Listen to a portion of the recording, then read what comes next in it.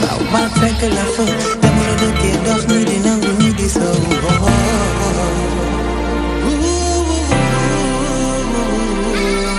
jamono daf ma naan boole maag samay noon ayaata yenin kenena lesu menale ila kelen seya adunya kagalende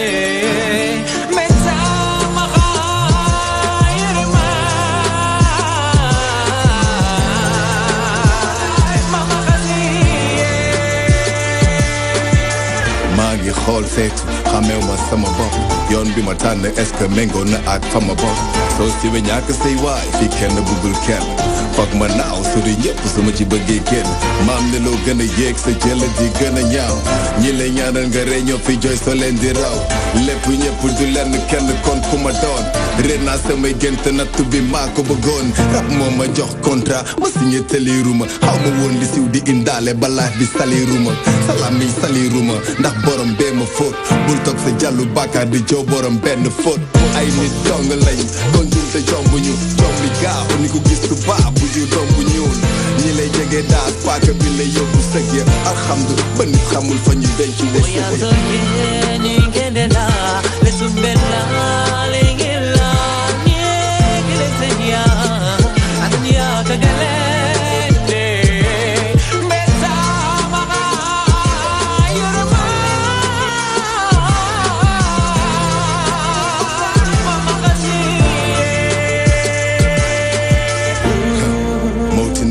ci jaww ji jant bi seel samay laaf ma dem wuyu ji waxal ma juda bàyyi naa ñu fay ko xolam duma gestu Sodom ak Gomor di soppeeku xorom daj nañu lu cin dajul ci daay li ñu naan foo daan nëbbu as tuut lañ ci jaay ak ñu ne yeneen ci raay xam ci gàcce xam ci rey li ñu fi fekk jéemu ñu irsaana tax ñu roy dañu lay wër teewul da ngay wéy ñi njëkk a wor ñi ne sa weet lu ñu seex yàbbi lu ñu for yóbbu yàkkamti xuloo yebbi di ko góor yombul ñi dañ lay bëgg toog ñi bëgg ba yàqal la ñi dañ lay bañ ba sa doon tàkk ñu daw boyal xal ya ñoom ku ñu yërëm la ñuy bëgg dëgg mooy demul gestu ndax sa yaram la ñuy bëgg dëgg ku yàgg ci tey faaw ba fekk la fa ku yàgg ci tey faaw ba fekk la fa ku yàgg ci tey faaw ba fekk la fa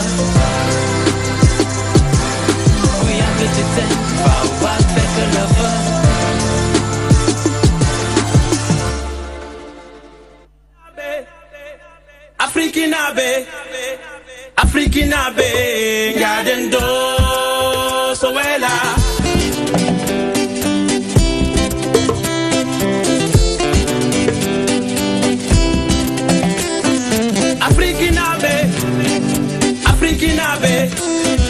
Afrikinabe ngadendo sowela ngadendo sowela ngadendo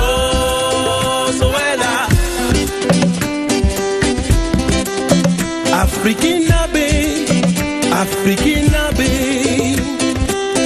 Kotaki en gondata Yidoniren Gonene jam Yidoniren gonen yo Ayo Yidoniren gonen yo Ayo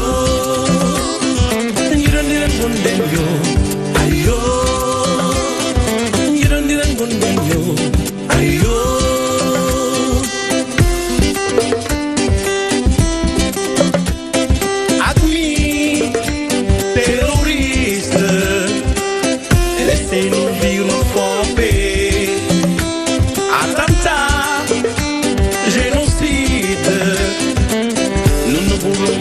ces massacres. Président africain, limitez vos mandats. On vous a eu en paix, alors quittez en paix. Jamboree yurdede, jamboree saklede.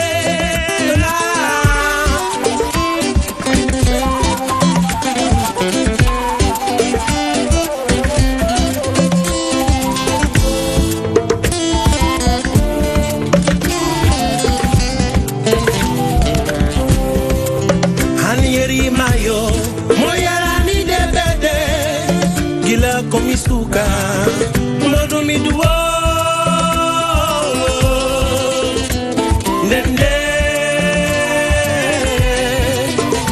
Africa liberté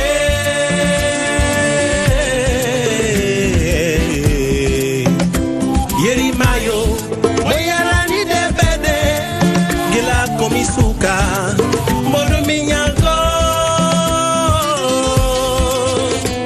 Ndende Liberté Dignité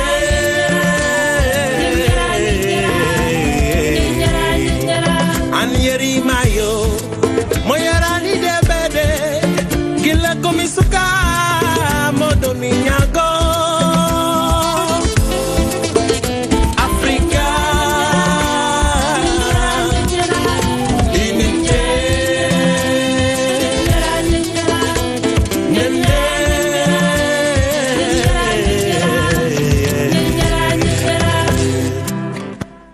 Très bien. Merci.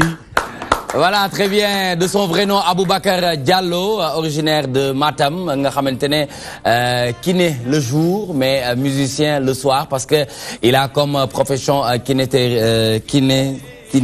kinésithérapeute. Kinésithérapeute, voilà, très bien. Donc mu nek ndaanaan boo xamantene mu ngi def ay jéego yu am solo nekk koo xamantene foofu la bàyyeekoo mu di Matam, nord du Sénégal. Aboubacar Diallo a été bercé très tôt par la musique, bien sûr. Donc bonsoir mesdames et messieurs, très chers téléspectateurs, ravi de vous retrouver comme tous les soirs. Le rendez-vous incontournable, toi-même tu sais, qui est devenu bien sûr la vitrine du Sénégal. Di ci remercier les Sénégalais de l'extérieur, de la diaspora qui nous regardent à travers l'application DTV Sénégal ou bien le site internet www.dtv.sn.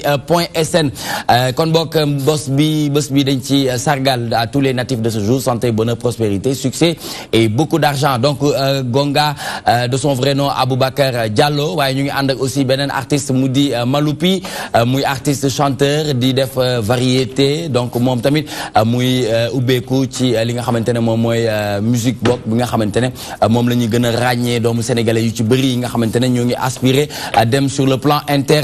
Maloupi tey nag moom moo ñëw ànd ak Gonga parce que tout simplement jamono ji am na lu am solo loo xamante ne ñu ngi nekk di ko waajal muy festival bi nga xamante ne foofu lay am foofu ca Tenerife ca fi nga xamante ne plus précisément muy Santa Cruz nekk foofu ca Espagne. Donc muy festival des arts performatifs de l'Atlantique Sud. Donc muy date yoo xamante ne ce sera du 11 au 15 juillet 2018 foofu ca Espagne ca Tenerife. Dinañ ci ñëw léegi ni inchallah ànd ak moom waaye di leen fàttali ne tey ñu ngi ànd ak Modou Mbacké Niang. Modou Mbacké Niang nag yegg seeti comme ni mu koy tàmbali defee tous les jeudis indil ñu gan bu mucc ay muy monsieur Oumar Sow. Monsieur Oumar Sow muy PCA du CEREC, responsable politique à Pékin, membre de la convergence des cadres républicains, coordonnateur pôle antenne déconcentrée du club Sénégal émergent. ñu am yéene waxtaan ak moom lu jëm ci scandale financier kaawu Khalifa Ababacar Sall ak kaawu Karim Wade, parrainage bi ñu boole ko ci ñu ne le président Macky Sall acculé de tous bords. Donc loolu yëpp la ñu am yéene waxtaan ak ñoom Pune Fashion yegg si waat ànd ak ñun comme ni ñu koy defee jeudi bu jot ci si lañ bokk ci la ñëpp bokk. Tey nag ci ñi nga xamante ne ñoo ci bokk moo jëm ci wàllum saison des pluies et handicap, donc halte aux obstacles parce que xam nañu ne bu ñu nekkee ci saison des pluies dinañ handicap yu ci bëri dinañ am ay jafe-jafe ci wàllum mbedd mi. Donc yooyu noonu yëpp mu nekk yoo xamante ne dinañ ci waxtaan léegi nii ànd ak Pune Fashion. Dinañ ànd ak aussi le grand promoteur de son vrai nom Maxwell Gomis mi nga xamante ne mu ngi waajal la 2e édition bien sûr wàllum gospel comme ni ñu koy defee suñu gospel ce samedi 7 juillet inchallah. Donc dinañ ci ànd ak Maxwell Gomis ngir mu indi ñu ci ay leeral bu baax a baax ci 2e édition bi. Programmation bi naka la nar a tëddee, fan la nar a am, entrée yi naka la ak ñan lañ fa war a mën a séentu comme ay artistes. Donc nii la ñuy ànd ak yéen bés bu jot rek comme ni ñu koy tàmm di defee di sargal bu baax ñi nga xamante ne ñu ngi ñuy bàyyi xel surtout ñi nekk fii ci biir réew mi. Gonga yegg seeti nga gis naa ne léegi àddina moom kuy def ak yow article rek photo toi-même tu sais bi lay jël ànd kook yow. waaw gis nga waaw gis nga loolu. gis nga loolu. donc loolu dafa am solo donc comme ni ñu wax rek maa ngi nuyu ñëpp. mooy wane ne miin nga kër gi. waaw sa kër nga ne comme nga léegi nga kër gi sama kër. sa kër. waaw di kontaan ci yow rek di kontaan sa liggéey aussi parce que tamit vitrine la.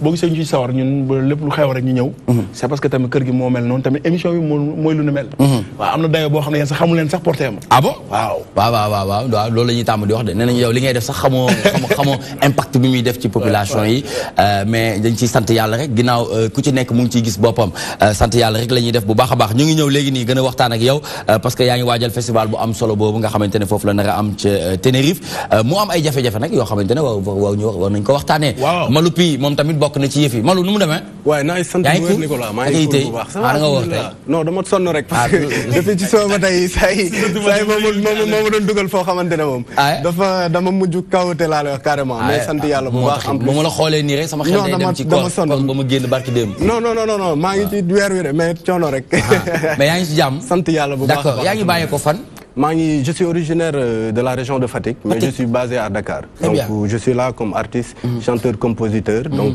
d'évoluer avec mon orchestre, mon Paradise Band. Donc Paradise Band, mom, xamna né bu wessé dig ma la indi. Non, dinañ fi ñëw parce que fan si yag nañ ma wax Malou, toi-même tu sais yow dañ la fa soxla nga indi orchestre bi nga def affaire. Mané len dañuy jaar waxtaan après ñëwaat fi ak Paradise Band inchallah. C'est important. Très bien. Merci beaucoup monsieur Omar Sow, PCA du CEREC, responsable politique à Pikine, membre de la convergence des cadres républicain ngay coordonnateur pôle antenne déconcentré du club Sénégal émergent li ñu war a waxtaanee nag nekk na loo xamante ne askan bi dañ ciy gën a gis seen bopp ba yaa ngi waajal bu baax rek. looloo baax. nañu waxtaan moo baax. li ñuy waxtaan moo baax. waxtaan mooy indi jàmm ci dëkk bi gindi askan bi bu baax. waxtaan mooy indi jàmm ci dëkk bi. mooy indi jàmm ci dëkk bi très bien naka ngay dundee année sociale bi ñu doon wax ci 2018 bi. ñu ngi ciy préparé bu baax a baax parce que le président de la République am na yu mu taxawal. waaw bourse familiale yi ci la bokk CMU bi ci la bokk mais lu bees mooy DER la DER la délégation à l'entrepreneuriat. dégg naa ay type DER ngeen. waaw mais DER bi moom neex na parce que ni ñu ko séddalee dafa baax. te bu ñu duggee ci waxtaan ba sori. dinañ ci gën a ñëw xaalis bu bari la. mais l'intelligence du gouvernement mooy que cette fois-ci dañu décider ko tas ko par commune. waaw maanaam commune bu nekk xam nañu en fonction de si sa population fu mu toll ñaata lañ la war a séddal. ci loo xam ne lii boo déposé dossier. mën nga ko ci am par exemple ñun waa Djiddah Thiaroye Kaw dans le département de Pikine je prends l'exemple de mon département de mon département et de ma commune sama biir commune par exemple compte tenu ak sunu population fu mu toll on est à 183 millions yoo xam ne dañ ko war a séddale machallah ñi nga xam ne yëpp dañu am projet entrepreneuriat féminin bu jigéen ñi ak entrepreneuriat jeune diggante ndaw ñi ba 35 ans lay yem nag quoi te loolu mu nekk loo xam ne dañ ko ubbi ñëpp a ko bokk j'espère que du am appartenance politique ñëpp a ko bokk loolu laa wax léegi ñëpp a ko bokk je confirme parce que c'est géré dans le cadre de la décentralisation par les préfectures. D'accord. Donc le préfet qui représente l'autorité locale amu fa loolu. Très bien non waaw yow di nga ci ñëw. Modou Mbacké da ngay ko fi yow tamit léegi da ngay def comme ça mu yàgg. non dama lay jox signal que ni d'accord ba waaw man xam naa fi nga positionné yow baax naa moom rek ma dalal ko rek yow moom fi nga positionné moom ñëpp xam nañ très bien merci beaucoup on y reviendra tout à l'heure inchallah monsieur Omar Sow di sargal bu baax suñu gan gi muy monsieur Gomis na nga def naka yi tey ça se passe bien Marcel. oui Marcel da nga calme trop. ci waaw mais xam nga rek xaw promoteur yi dañu war a yëngu quoi. waaw mais gars yi xam nga rek. mais nekkatoo ci carême carême bi passé na 40 jours yi passé na grand. waaw 40 jours yi weesu na mais xam nga rek actuellement il nous reste 48 heures je veux dire voilà si je peux. jour J moins 48 heures. voilà donc jour J moins 48 heures pour préparer le grand événement. Très bien. À savoir le Suñu Gospel la deuxième édition. On y reviendra tout à l'heure en attendant nañu ànd ak actualité de l'internet appelé Actubuzz c'est tout de suite.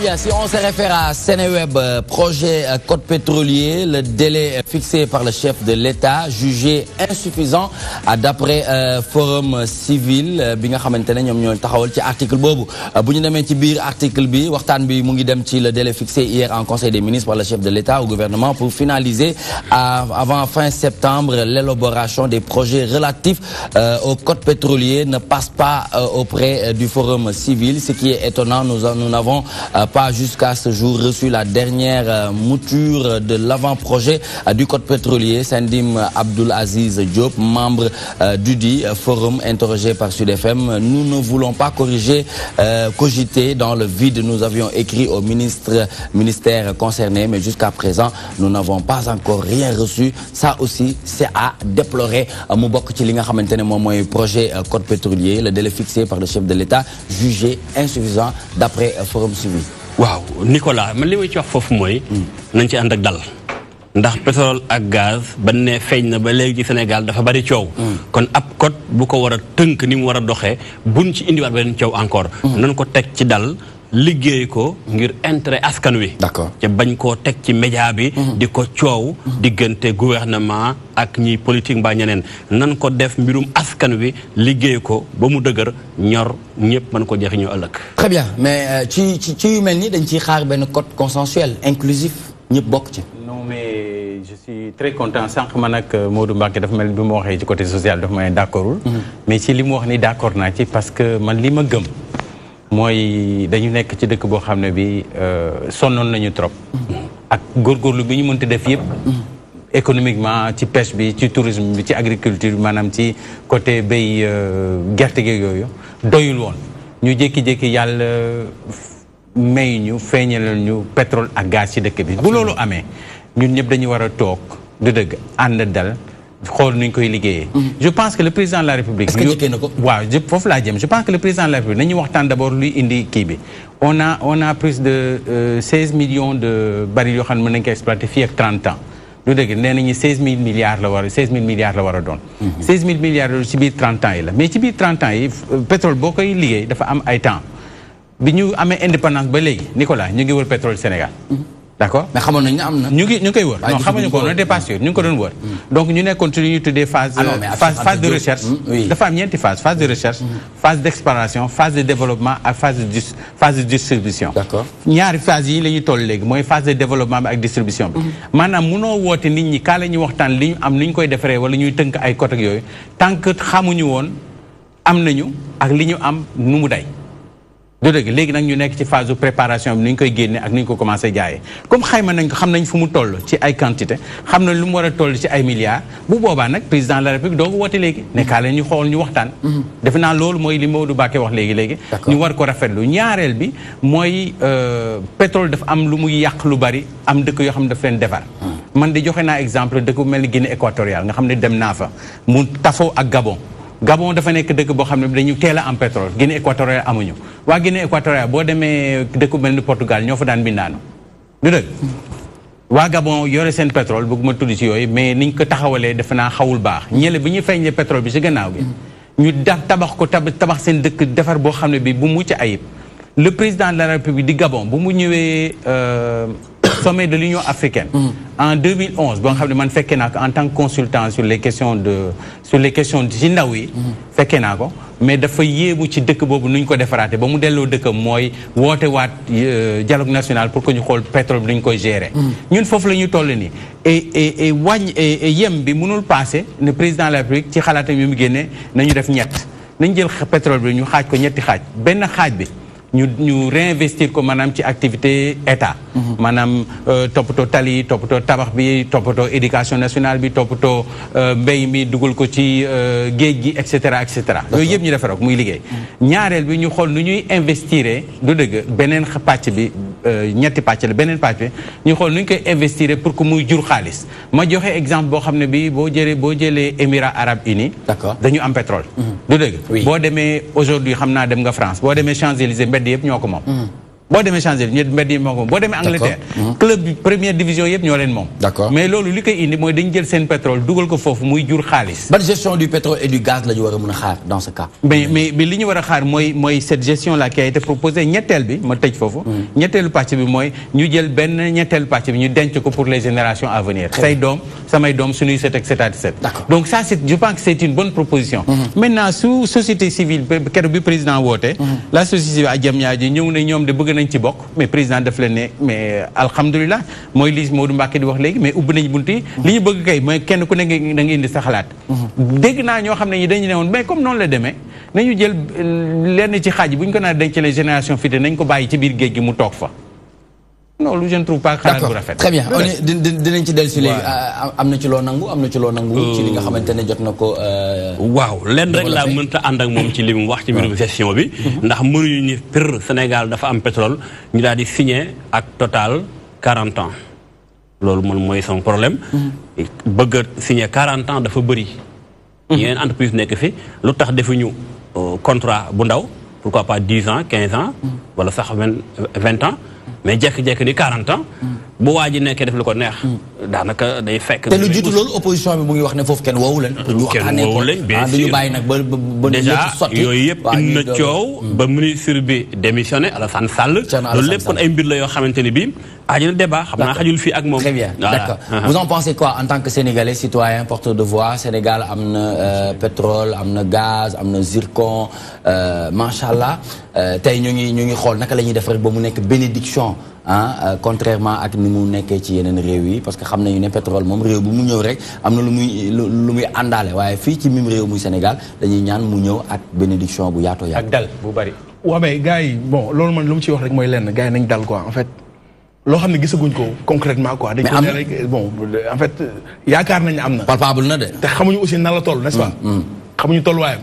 waaw ñu ngi xayma rek. léegi xam nañ ko. waaw ñu ngi xayma rek léegi xam nañ 16 000 milliards. 16 milliards waaw loolu c'est conséquent. sur 30 ans 16 000 milliards. c'est conséquent. donc puis loo waxee nga ne. waaw non mais man je pense que ne tey bu ñu demee ñun ba Sénégal ba ñu am yenn ressources yi donc man je me dis que coono tey ci la waree jeex parce que tey am na ay dëkk yu bëri yoo xamante ne dañu pauvre mën naa joxe sax kaaw Màkka 10 ans ci ginnaaw désert la woon amul woon dara donc ba ñu amee seen ressource ay pétrole ba yu bëri feeñ donc ci nga commencé gis développement ba mu am ay prince lu ne nga di ko fa dégg donc tey Sénégal pétrole beex yenn ressources yi génn bu fekkee ne que jaar na ci yoon kenn waratul am benn souci étudiants yi waratuñ grève médecins yi waratuñ grève kenn waratul sono parce que ku ci nekk am nga ci sa wàll te ku ci nekk sa wàll da nga ko war a très bien contrairement ak bon man contrairement man li may gis man dëkk bu am pétrole affaire day di guerre ci la ñuy yokku moo tax ma ne la kenn waxu malédiction fu mu toll nii wàllu bénédiction waaw bàyyi loolu man nag fa laay point sama parce que non réew bu ci nekk ak ay réalité gis nga bu ko moytoo c'est important li muy wax nii pourtant nag li muy wax waxuma important suñ ko moytoo Mbacke loo jot tey man dama na xëy na loolu suñ ko moytoo rek xam naa dañ jëriñu mais nag nañ moytu coow ji parce que ku nekk am na ñoo xam ne dañuy am ils sont alertés xam nañu wala am na ñoo xam ne riirandoo rek ñoom dañuy bokk sur mouvement bi quoi donc yàlla bu mu nekk négativement donc nañ ci dem ak dal. Très bien. dem ci ku nekk waxtaan. voilà Marcus oui j'arrive Marcus. Maxwell. Maxwell mais amul Marcus. non Marcel. Marcel voilà Marcel boobu la Marcel dégg nga li nga xamante ne ñoo ngi koy wax ci pétrole bi. mais ñu ngi gis par exemple région bu mel ni Kédougou am or 2012 2013 ba tey amul ndox. robinet boo ubbi moom ndox du fa wàll lu dul ñu dem ci teen yi donc yooyu tamit day nekk ay signes yoo xam ne dinañu jaaxal tuuti. Tout à fait. En fait, moi personnellement, avec richesse bi nga xamantene mom lañu am, man j'invite tout simplement à une gestion participative en fait à l'État. Genre quand je dis une gestion participative moom moo nekk mu xamantene parce que léegi monsieur Mbacké je pense bien mu ngi doon wax l'État veut signer un contrat de 40 ans avec Total. Donc c'est sûr et certain que état bi fi nekk fi mu toll nii du fi des ba 40 ans. Donc ça c'est sûr. Alors je pense bien que dafay am importance ñu boole ci opposition bi nga xamante ne y a une probabilité que après ñoom ñooy gérer gestion au pays bi dans le futur. Donc je pense bien que c'est bien qu'on invite à tout le monde à une gestion participative, que chacun puisse donner son point de vue, bien que aussi le dernier mot va revenir au président de la République afin que mu mën a xool lan moo gën a plausible ak lan moo gën a nekk ci intérêt wu sénégalais. Je pense bien. Très bien li ci ëpp solo Mame Diarra li nga xamante ne war nañ ci taxaw muy un code consensuel inclusif boo xamante ne dina boole participatif qui prenne en charge képp koo xamante ne rek mu ngi ci réew mi. voilà Nicolas comme ni nga ko waxee rek xam nga avant dañu doon wër pétrole pendant gis nañ pétrole après lan lañ war a def parce que loo gis dafa am jàngat avant pendant et après. lan lañ war a def code bi nga xam ne mooy tënk ni ñuy doxalee pétrole bi. c'est très important. parce que loo gis rek dafa war a am règlement dafa war a am lu ko téye. waaw mooy règle bi voilà dafa war a am règle bu ko téye. ndax mbir boo ko téyewul dafay neex a daaneel. dëgg la te Sénégal dootuma nangu ñaan un pays sous-développé. comme am na pétrole. nekkatul pays sous-développé. d'accord loolu nag nekkul xëbër wala xuloo wala xeex wala beddi ñi moo koy xam nga lan mooy tax suñu pétrole bi ñu mun koo consommer mu njëriñ suñu réew. ñu dal boole si ñëpp parce que nekkul état kese moo nekk Sénégal. nekkul opposant kese moo nekk Sénégal. ak ñun tamit ci lañ bokk. ñun nga xam ne ay citoyens lañ fii ci biir réew mi ay sénégalais lambda. kon yoon la bu ñuy wax ci wàllum pétrole ñu woo ñëpp parce que ñëpp da leen concerné. parce que dinañ dem ba état bi jóge fi keneen ñëw.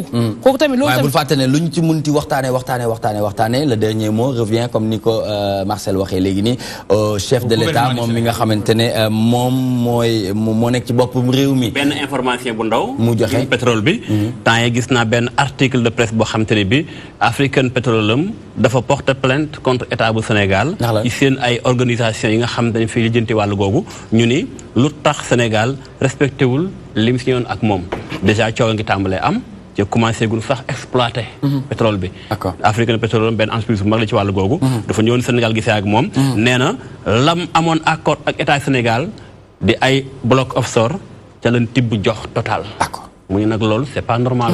moo tax sax ci beneen wàll bi moo tax ci beneen wàll bi bu ñu ci àndee ak Dakar Matin ñuy gis scandale financier ka Khalifa Karim parrainage Gakou fait la leçon à Macky le président de la République en conclave hier le secrétariat exécutif national du Grand Parti a durement critiqué la gestion du président Macky Sall. Le Grand Parti passe à l'offensive. Réuni hier à nu la gestion du pouvoir par Macky Sall, Malick Gakou exhorte à faire toute la lumière sur les scandales financiers dont la nébuleuse à la société africaine de raffinage Moudi Sarr, les affaires Petrotim avec Big Togo, le contrat de concession avec la compagnie Total et le dernier en date l'affaire Prodac. C'est toujours ñu ngi pétrole wala ñu ngi ci Prodac wala yëpp benn la rek. non ñu ngi ci scandale financier. maanaam moom dafay wax ne day wane ne que ne d'accordul benn yoon ak li nga xamante ne moom mooy gestion bi président Macky Sall di def. parce que scandale yi fi scandale financier yi fi mu soxee ko dafa bëri loolu. Nicolas. oui gis nga suñuy waxtaanu dëkk ak waxtaanu gouvernement. gouvernement ay charte ak ay yoon ñoo ko laal. ñun ñëpp ci la ñu tonk. soxna si li mu wax léegi d'accord naa ci trop. Sénégal gouvernement moomu ko waaye itam opposition moomu ko Sénégal ñun ñëpp a ko bokk. donc su ci dara naree am nañ ko toog ñu waxtaane ko et je pense que le président de la République a donné un très bon exemple. woote centre culturel. mais avant SICAD avant muy woote SICAD. gis nañu ay sorties yoo xamante ne Ousmane Sonko def na ko en tant que député ci wàllum pétrole bi wax ne négociation yi war nañ ko xool balaa ñu koy valider lu am solo. oui dama ne boo nekkee ñeenti phase pétrole bi ñeenti phase la. dafa am phase de recherche d'exploration de développement ak de distribution. soo nekkee phase de recherche tu ne peux pas vraiment taxawal code. soo nekkee phase de recherche mënoo vraiment wax am nañu lii nañ ko waxtaane nañu signé contrat et cetera et cetera. fan la ñu mën a waxtaanee waaw fi ñu mën a waxtaanee mooy fi nga xam ne bi ñu ngi commencé dugg ci phase de développement bi ñu xam ni que quantifié nañu on aura sur 30 ans 1016 milliards yoo xam ne bi Sénégal moo ko moomal boppam. du dëgg ñu waxtaan ci loolu. donc par conséquent bu ñu tollee ci situation bi je pense que le président de la République il a fait son rôle. mooy woote ñëpp bokk ci. la preuve et pour les affaires Petrotim Big Togo. waaw pour les affaires Petrotim et Big Togo. li Modou Mbacké wax léegi en disant que le contrat bi ñuy jox Total on l'a signé sur 4 ans peut-être que sur 40 ans peut-être qu'on aurait pu faire moins je pense que c'est important. mais ce n'est pas le plus important. xam nga luy le plus important. Modou Mbacké mooy ñu ne fii combien de temps le gouvernement du Sénégal nekk majoritaire dans l'exploitation du pétrole tey am nañu 10% ñu ngi jëm 20% et jàpp nañu selon l'exploitation du pétrole ci at yi di ñëw le Sénégal sera majoritaire dans l'exploitation du pétrole. loolu moo am solo ça c'est la première chose. ñaareel bi mooy ñun dañu am chance am koo xam ne kii.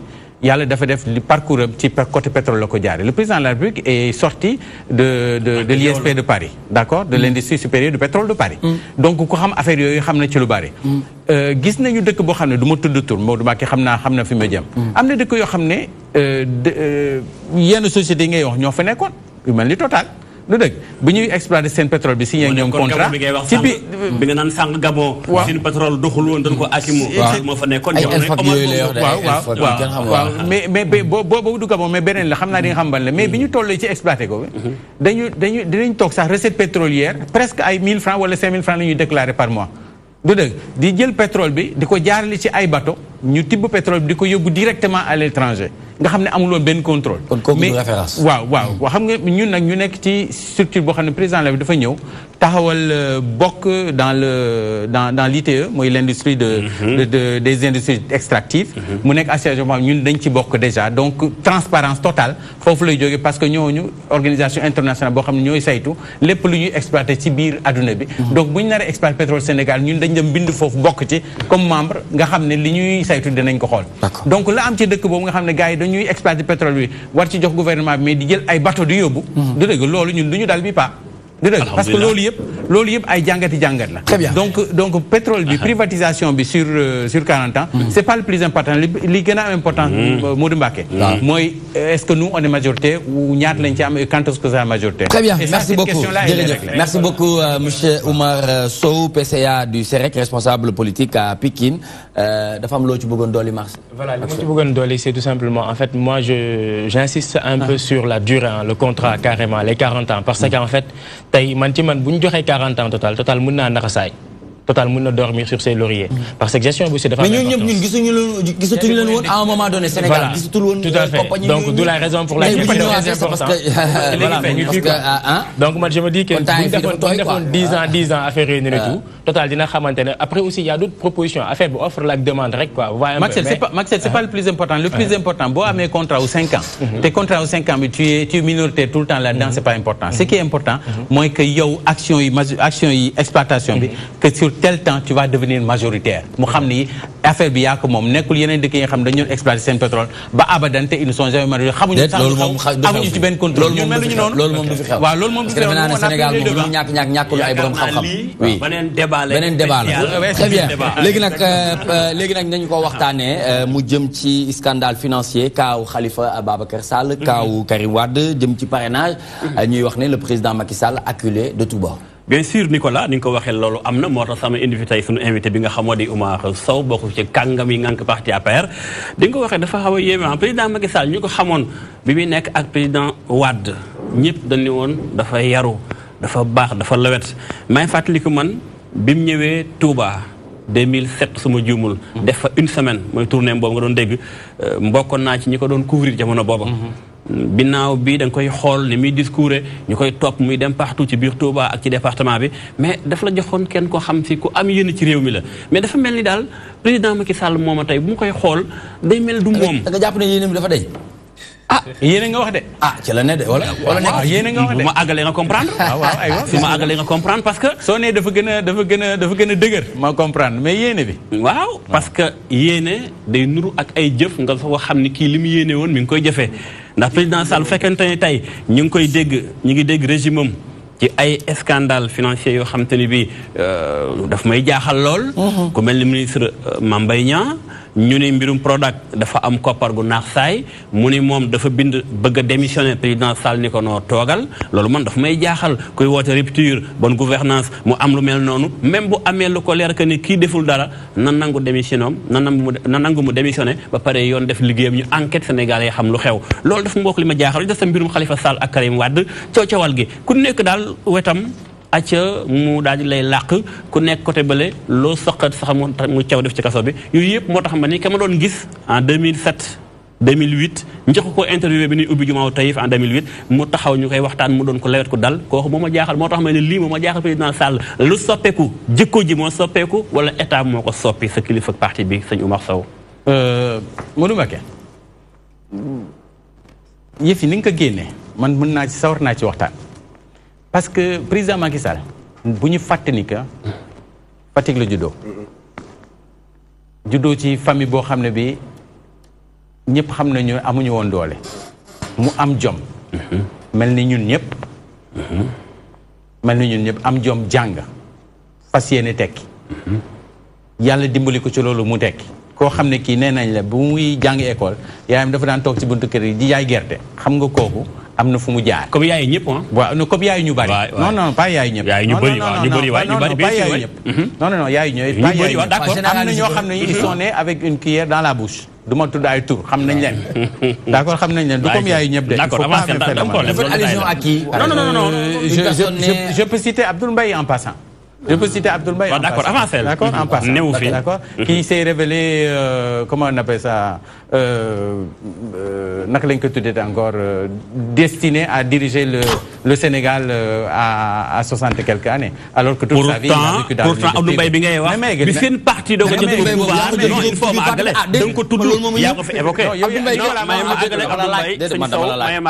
Abdoul Mbaye bi ngay tudd di yàq tey bëgg a ternir image am il y a de cela bi ngeen doog a fal seen parti au pouvoir amu leen ay cadre président Macky Sall woo mu jàngal leen ba ngeen ñemee doon premier ministre mu soog koo rocc ngeen ñëw toog yéen ñeme nga toog wax am ñu ay cadre man xam nga ma non man fu mu ne nii am na lu ma jomb ci dëkk ñun xam nañ affaire ba muy créé wu Sénégal te pourtant kenn xamuma ba affaire bi samp ci suñu kanam la Sénégal parce que jàng naa fi ñu war a jàng dem naa fi ñu war a jàng mais maa ngi nii donc tu peux pas dire que affaire amul cadre ça veut dire que donc expérience bi je peux t'en donner mun naa la citer lu bari directeur général directeur personnel conseil d'administration mun naa la citer bëgguma débat bi di am ay contournement non c'est une façon de dire mais man nangu nga naan affaire amul cadre c'est pas vrai Modou Mbacké affaire am na cadre maintenant le président la bu ne am na cadre mooy ban cadre mooy war a mën a taxaw taxawaay premier ministre ndax Abdou Mbaye bi nga attaqué ci néew fi moo doon wax non je n'ai pas attaqué Nicolas je reviens le président de la République n'est pas né avec une cuillère dans la bouche maanaam judduwul ci judduwaay boo xam ne bi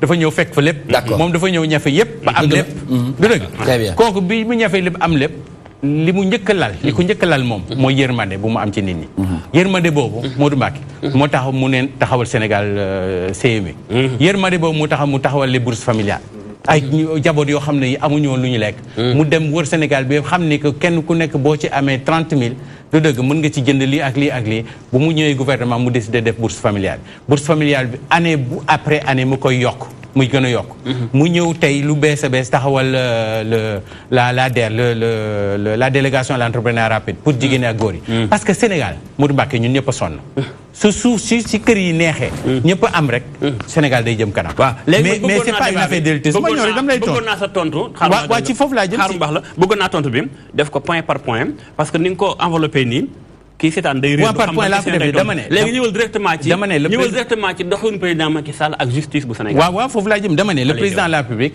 du ñu nangu ñu naan koo xam ne kii dafa woo xool wala dafa ñàkk yërmande donc lii mooy prouver ne que c'est le seul et premier président du Sénégal ñu gis ñetti président moom mooy ñeenteel bi c'est le seul boo xam ne moo am programme social bu day ne kon Modou Mbacké kooku mënoo ko xool naan dafa ñàkk yërmande ça c'est l'inverse ñaareel bi du dëgg mooy sur la question de Prodac nga ne président am na koo xam ne kii dañu jàpp ni que dafa am lu xew ministère am mu démissionné président war a nangu démission Modou Mbacké gis nga ni nga ko waxee man d'accord naa ko noonu ci benn point rek laa d'accord mooy gis nga bu ñu ne dafa am lu xew tel endroit ñu ne ministre bi 18 milliards xaw ma 20 milliards 29 milliards am na lu ñu ko fa lubal ci ministère boo xam ne dafa nekkoon jóge fa ci diggante bi waajooju li mu def moo sunu camarade Mame Mbaye Niang li mu def man dama koy rafetlu mooy déposer sa démission lu dëgg ne dama bëgg a setal sama der ci gouvernement Sénégal am na ko fi ma sa def ñu bàyyi ko quelque temps mu dellu siwaat waaw loolu lu baax la maintenant le président de la République moom moo am dogal ak sañ-sañu dindi ko wala bañ ko dindi Modou Mbacké man de li mu président li mu def au début xawoon na ma jaaxal mais léegi kontaan naa ci trop xam nga lu tax kontaan ci dama dégg moom Amadou Ba dem Assemblée nationale ne confirmer li Mame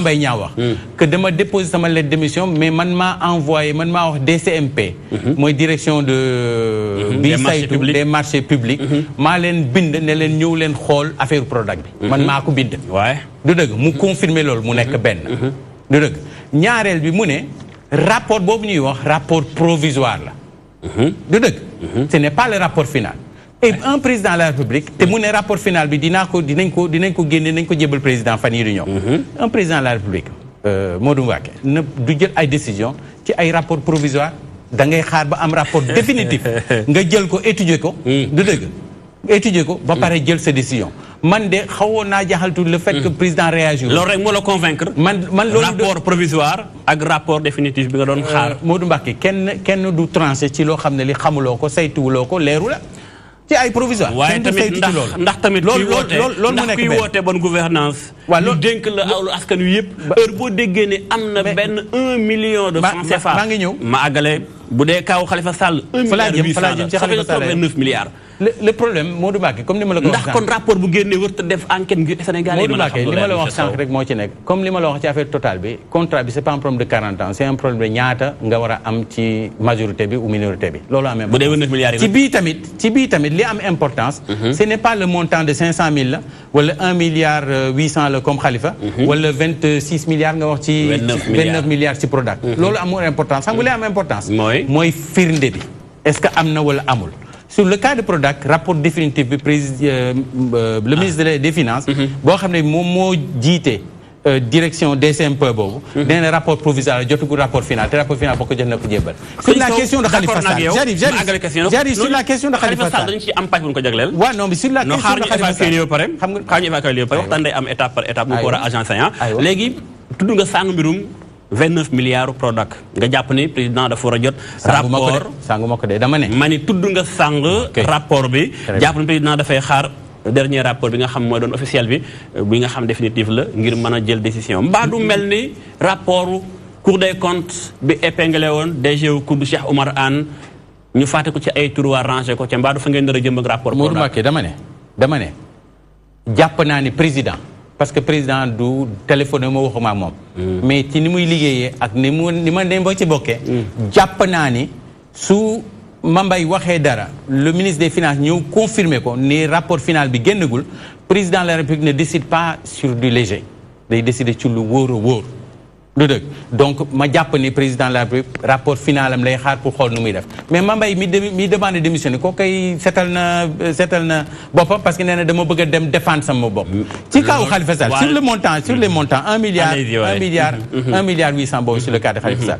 mais loolu IGE inspection générale d'État moo dem def inspection inspecter la première mairie du Sénégal muy Dakar inspecter la mairie de Pikine de département de Pikine Abdoulaye Timbo da ngay yeggale dama yeggale waaw inspecter mairie de Fatick inspecter mairie de Guédiawaye du dëgg inspection yooyu yëpp bu mu dellusee ci loxo président d'accord au niveau de l'IGE lu Cour des comptes wax jamono boobu ak IGE jamono boobu li ñuy wax ci yooyu mooy yenn yi dañu ne y a pas de problème yeneen ñu ne am na recommandation recommandation yooyu mun naa jël l'exemple du département de Pikine moo xam ne mu laa ci gën a xam tuuti dañu ne ay problème mu 500 000 francs ou essence la bon d'essence nañ ko 500 000 francs ci ab mairie waaw ci ay bon d'essence nañ ko corriger ab budget ñaata la ma ñëw rek budget ñaata la mairie commune ba je l'ai pas voilà mais 500 000 ci ab mairie c'est important waaw non c'est mairie commune bu ndaw non comme mairie département c'est important mais may fàttali rek donc affaire Khalifa Sall boobu nekkul affaire boo xam ne gouvernement bi daf ko jël yëkkati ko pour attaquer ko directement on a même inspecté mairie président Macky Sall. waaw même maire am inspecté. maire yëpp am d'accord ma ñëw. rapport yëpp am ay recommandations yooyu recommandation ñu appliqué ko ci kaw maire Khalifa Sall. non recommandation yi ma am dañ ko suivre yëpp la ñuy suivre le président de la République su jotee rapport IGE. d'accord du ci dindi virgule du ci yokk virgule da fay transmettre. affaire kaawu Khalifa Sall bi dafa am ay preuves yoo xam ne yi soxna si Fatoumata comptable secrétaire ba Bodian le comptable Mbaye le directeur administratif financier ñooñu ñëpp ma ñëw rek pour wax la ay preuves ñooñu ñëpp d'accord bokk nañ ci loo xam ne lii 1 milliard 800 le 30 millions de francs par mois d'accord boo xam ne bii xaalis boo xam ne kenn xamul fu ñu koy dugal bi ñu koy joxe la ñooñu ñëpp recevoir uñu ceeb kii jaay ceeb nee na bindul gisul ceeb kii recevoir ceeb ak diwlin nee na ak sow meew nee na gisul meew d'accord ba Khalifa Sall bañ na ko ba jour bi ko juge bi jàkkaarloo moom nekk taxawaay bi ci haute cour de la justice bu CEDEAO taxawee en tant que ku bokk APR ban jàng la non taxawaay bi ci ko haute cour de justice am je pense que taxawaay bu normal la parce que Sénégal dafa bokk biir CEDEAO may fàttali CEDEAO dëkku UEMOA yi ñoo ko loolu kenn waxatu ko loolu moom très bien taxawaay boobu may wax taxawaay boobu dafa nekk taxawaay boobu ci dossier Khalifa Sall non taxawaay boobu dañ koy rafetlu parce que cour de la justice y a deux justice dafa am justice intérieure ak justice continentale wala communautaire justice intérieure mooy suñu dëkk pays CEDEAO yi ko bokk yépp seen dina am application wala waaw mais ngeen jëfe li mu wax mais foog nga may eggali donc je disais que justice damay ragal histoire boo ko bëggee ni day jël temps. non directement ci Ali Karaj ji. waaw mais Ali Karaj ji mooy. xam nga Nicolas c'est très important. bu ñuy waxtaanee. ñi ñuy déglu. waaw mais ñi ñuy déglu ils sont au courant de. histoire bi c'est important. non histoire bi c'est important indi droit bi c'est important. donc je disais que les pays de l'UEMOA ak les pays de CEDEAO ñoo bokk ñoom ñooy lëkkaloo ki ci mujj ñëw mooy Maroc. ñu décidé que dañu am communauté. Maroc day bëgg a ñëw mais ak seegul. waaw ñu am sunu droit ci biir Sénégal. am foo xam ne bokk nañ fa te buñ fa amee droit tamit ci la bokk mën nañu wax ñooñu mën nañ jàpp ne Nicolas ñooñu féete kaw. Modou Mbacké du dëgg. ñu am procédure boo xam dañ ko entamé procédure fu mu toll mooy première instance maanaam Khalifa Sall li ñu def yëpp juge yu reconnaître nañ ko c'est pas le gouvernement du Sénégal c'est la justice sénégalaise d'accord ak avocat meeg juge meeg avocat barreau yeeg et cetera ñoo ko condamné bi ñu jógee ci loolu ñu ne ñoom dañuy def appel ñu def appel cour de la justice CEDEAO cour de la justice CEDEAO Nicolas bi ñu def appel 18 demandes la ñu bindoon. maanaam ñu def appel bëgg laa sa biir wax dafa am tuuti la xaw a kii. ñu def appel ci cour d'appel de Dakar. fekk na defoon nañ plainte ca cour CEDEAO bi. ca cour CEDEAO bi léegi appel boobu du appel quoi. li am CEDEAO du appel mais dañoo bëggoon leeral ni ñu jàppee Khalifa Sall comme que am na kuréel bu ëmb Sénégal tiim ko ci ay convention yoo xam Sénégal moo ko signé. buñ jaaxlee ci Sénégal day dem foofa. li ma bëgg a xam mooy ndax ànd nga ci Sénégal tey dina appliquer li haute cour CEDEAO bi wax ca mooy ñu bàyyi Khalifa Sall dàmp ko 35 millions francs CFA. xam nga boo nee appel bi. dafay gàtt. parce que affaire bi demewul noonu parce que il faut mu leer ci bopp nit ñi.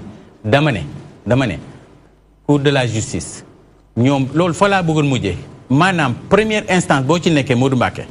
nga dem tribunal département première instance. nga am loo déposé ñu juge waa ji condamné ko. normalement ci dëkk bu am yoon. yeneen dëkk yu mag yi maanaam Europe ak yow dañu am seen cour de justice am cour de justice intérieure am cour de justice communautaire. mais balaa ngay dem cour de justice communautaire il faut nga épuiser sa voie de recours yëpp au niveau national. yaa ngi may dégg mais malheureusement cour de justice CEDEAO loolu tollaguñ fa te loolu dinaa ci ñëwaat. peut-être que c'est quelque chose à corriger. déedéet voilà léegi ànd nga ci appliquer. léegi dogal bi wala déet dafa mel li nga wax nii yëpp kon mooy. Sénégal moo gis laal dara. CEDEAO bi muy àddu ci Gambie bi Sénégal da ciy ànd. waaw parce que dafa am directive bu ñu ko jox autorisation jox ko mandat. d'accord te boobu amuloon question après. léegi bii nag mais bii dafa xaw a wute. parce que li ko wutale mooy dafa am justice intérieure. maanaam mais ku dem ba ne kii nii ngeen arrêté nii génne leen ko ci kaso gi ba pare dellu jox ko amende lu toll 35 millions de dollars. je fais que demander Nicolas soo ma mayee 2 à 3 minutes. oui ma leeralal yëpp on passe à autre chose. fan la cour de justice bi sukkandiku pour mun a wax ne. Khalifa Sall waaw dama lay laaj. damay laajte rek man damay laajte de. très bien yaa ma mën a tontu. très bien fan la war a mën a sukkandiku ba ne Khalifa Ababacar Sall dañ ko war a génnee ci kaso bi ba pare tegal ko ci ndàmpaay lu toll 35 millions. waaw léegi mën naa sukkandiku léegi tu me laisses 3 minutes ma leeralal. très bien 3 minutes. top chrono. justice intérieure justice communautaire. justice intérieure buy dem mooy bu Sénégal àtte ba pare d'accord.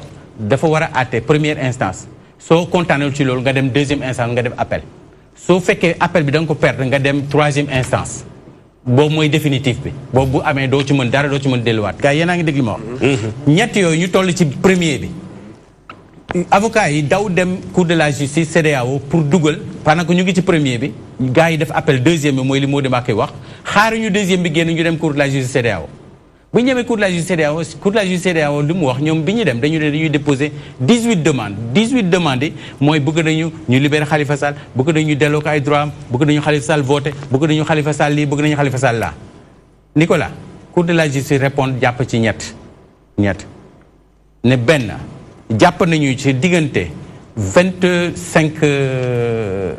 14 août je pense ak 25 novembre. maanaam diggante élection yi bi ñu amee résultat yi ak bi ñuy installé parlement bi ci diggante boobu détention Khalifa Sall mënoon na bañ a am dañ ko waroon génnee suñ ko jugé waat ñu jugé waat ko. du dëgg kon foofu. ñu jalgati ni yoon. loolu dama ne foofu laa la wax dama ne. cour de la justice CEDEAO dafa ne. cour de la justice CEDEAO dafa ne sur la forme jàpp nañ ci période boobu du dëgg justice Sénégal ak police Sénégal li ñu doxalee war luñ ko woon doxalee. mooy loolu la forme la. d'accord yaa ngi dégg mu nekk benn. ñaar ñu ne Khalifa Sall bés bi ñu ko jàppee. d'accord jour boobu war nañ ko permettre mu am assistance avocat. parce que loolu la droit wax. waaw directement. ñoom ñu jàpp ni assistance avocat pour nga mën ko am il faut nga laajte ko. le maître député là le député du peuple là. El Hadj Diouf il s'est autoproclamé ñu ne ko loolu baaxul il faut que ñoom ñu waxal seen bopp. mais moom dañ ko dàq sax. waaw ci ñaar yooyu ci dem bi ak dikk bi Khalifa Sall amul assistance su avocat.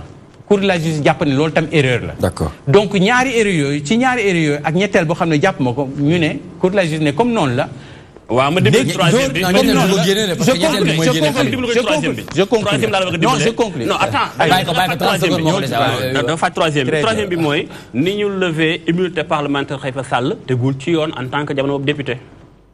très bien lever immunité bi. waaw très bien Nicolas. ci ñetti yooyu. sur les 18 yi ñu déposé woon ñoom avocats yi. 15 yi la ñu rejeté waa cour de justice CEDEAO jël ñaari. jël ñetti yi pardon.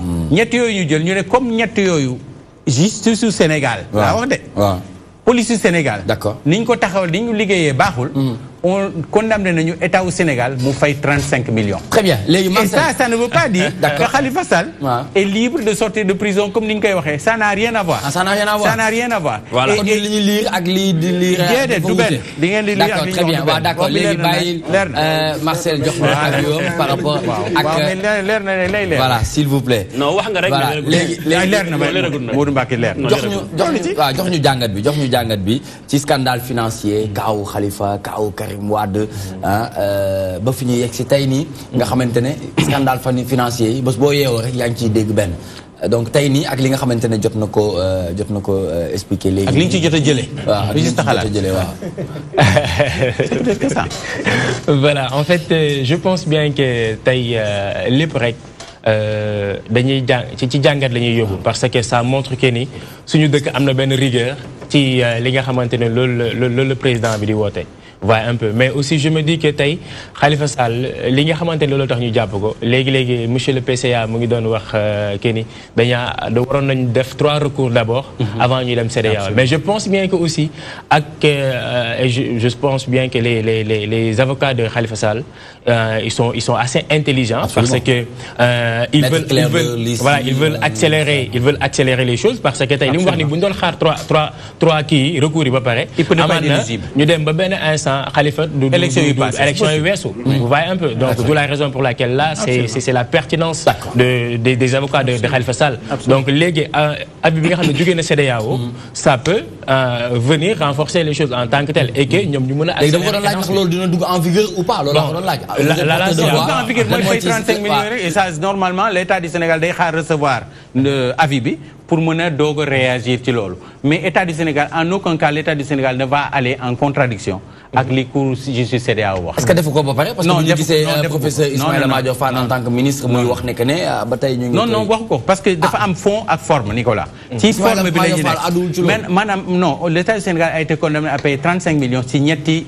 erreur yooyu libéré ko ba pare fay ko. déedéet pas libéré non. waxul loolu non demande-lui. non d'accord demande-lui. déet man. dafa am leneen lu may lire lu bokkul ak man. non xëy na man la ma jàng moom. ci 18 chefs accusation yi libéré ko ci la bokk. déet man kat li ma la wax léegi ko dindi. Nicolas je reviens pas en arrière ci 18 chefs accusation yi. ci 18 demandes yi Nicolas ci 18 demandes yi libéré ko ci la bokk.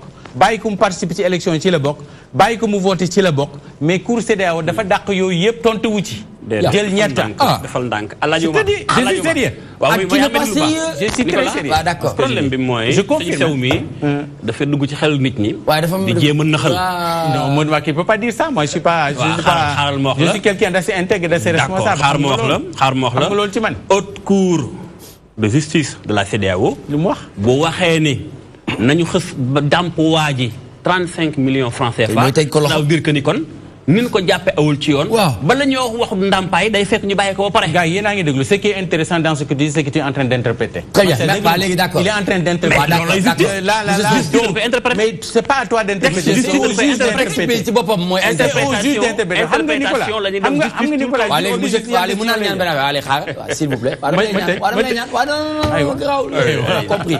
bàyyi porte de voix yi ñoom tam ñu joxe seen xalaat ci kaw Khalifa Sall. ma toll ci benn non xaaral s'il vous plaît bàyyi nañ la fii nga ne ma 3 3 minutes ñu bàyyi loolu musul am fii.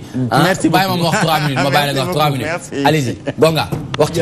waaw mais politiciens yi de moom comme ni nga wax rek ñun moom ñoo ngi sunu musique ñun sunu art. waaw mais non mais bon on a doole wax ci seen dëkk. non yéen nekkul seen dëkk. li ngeen def politique la. on a notre mot à dire. mais c'est un peu confus suñu bopp quoi en fait. benn instant. def na lii. jël na lii yóbbu na lii non bàyyi nañ ko dañ koy bàyyi dañ koy indi dañ koy yóbbu c'est un peu compliqué quoi en fait c'est un peu compliqué bon c'est très terre à terre. man je ne prends pas parti. d'accord nekk mu fële man je suis simple observateur. maa ngi xool après lu leer bu. c'est quoi le problème da nga bañ am da nga bañ am problème visa wala la. non yow sax tàmbale nga am problème visa sax tàmbale nga sax am problème visa bu ma laal bu ma laal ma lu fii. waxee sa position ragal féete dafay xañ a wërsëg c'est-à-dire nga wax li nga xamante ne moom nga jàngat ci situation parce que dañu nekk ci benn réew c'est vrai que bëri na ay ban jaaxle mais am na aussi des informations parce que chaque jour am na ay infos non man sama gis-gis mooy bu waay def bu nit defee dara nañ ko jàpp ndax lu mu def leeral yoon bi kese leeral nit ñi en fait nañ leeral nit ñi quoi nit ñi ay preuve comme quoi que def na lii nañ ko tëj lu mu war et voilà point final. parce que man sama gis loolu la. léegi moo tax ma laaj la ma ne la ñaari kaay ban jàngat nga ci am bu xaw ma ci dara léetoo ba fi réewam. non waaye ma jox ma lu fii garaw Malou. waaw non parce que ñun ñëpp ñun. visa bi ba tey ci visa bi c'est pareil parce que tey xam nga ñun dañu dem ba dañu jaxase suñu xel yi. parce que tey liñ ciy xam mooy jàpp nañ Khalifa Sall nga xëy suba ñu ne la non dañ ko war a libérer ba pare teg ci amande ñun comprendre luñu. xam nga ñun pour ñun man Khalifa Sall je le voyais en tant que quelqu'un boo xamante ne c'est un travailleur honnêtement. parce que tey j'ai eu à voir beaucoup de choses yoo xamante ne su ma ko laajtee dañ ma naan lii c'est le maire de Dakar qui a eu à faire cela à faire cela à faire cela. secrétaire am comptable ak daafam ñoom ñoo ko tëjlu parce que ñoom ñoo ne gisuñu diwlin gisuñu ceeb gisuñu entrepôt. gisuñu ko ñu livré. très bien loolu mën na def dernière question ñu wër après ñu dellu si waat s'il vous plaît. Sëñ Omar sànq da nga doon wax ni Khalifa Sall ak avocat am amaguñu woon droit saisir haute cour CEDEAO. non wax ma loolu. loo wax dama ne dañu saisir mais dama ne ci procédure UEMOA entre CEDEAO war nañu def comme yeneen juridiction internationale yi nekk dans le monde entier maanaam balaa ngay mën a saisir sa juridiction communautaire nga épuiser sa voie de recours sa biir dëkk justement loolu amélioration la loolu nag nekkul ci kaawu haute cour bu CEDEAO bi non en ce moment c'est pas le cas mën nga ko saisir li ñu def baax na bu la neexee bu fekkee jàpp nga ni dañoo bafouer say droit loolu avocat yi Khalifa Sall yi def mais li ma jaaxal foofu mooy man bu fekkente ni CEDEAO dafa doon espace bu Sénégal bokk signé ay convention ba pare CEDEAO bi ku jox gëdd Sénégal la parlement CEDEAO bi ab sénégalais moo ko jiite président Moustapha Cissé Lo moom CEDEAO googu moo joxoon feu vert président Macky Sall ak Sénégal ñu dem déloger ji njiitum réew Gambie Yaya Jammeh ma dolli la ci Hissène Habré fi ñu ko attee fii la lañ ko attee CEDEAO moo joxe ndogal vert très bien bi président Sall di jël vol di dem ca Burkina Faso di waxtaani ak Blaise Compaoré CEDEAO moo ko joxoon je confirme mais kon loolu ak gëdd googu yëpp tey bu fekkente ni Sénégal moom ci biir en tant que réew du respecter li mu signé ay convention moom ak CEDEAO bu ko arrangé Sénégal dugg ci biir convention yi bu ko arrangé wut Sénégal génn loolu lan lay signifier finalement. Modou Mbacké yow da nga yaakamti ba pare commencé jaxase xelu nit ñi. déedéet dama laaj leeralal ma rek non dama lay leeral da nga yaakamti. man sama bopp man sama xel dafa jaxasoo rek ci la xew non sa xel jaxasoo leeralal ma non da nga yaakamti ba pare. déet yaakamtiwu ma de. leeralal ma xam bi nga yow dama la dëgg. bu ma tuumaal laay bañ. dama lay wax dama ma dëgg leeralal ma. da nga yaakamti bëgg a jaxase xelu nit ñi. loolu laay bañ nag. waaw d'accord retiré naa ko. d'accord xam nga lu tax loolu. mooy li nga wax yëpp lu am la. CEDEAO gouvernement Sénégal daf ci bokk am ci taxawaay bu réeree ci exemple yi nga joxe nii. Gambie Hissène Habré Burkina Faso. ñu am ci taxawaay bu dëgër.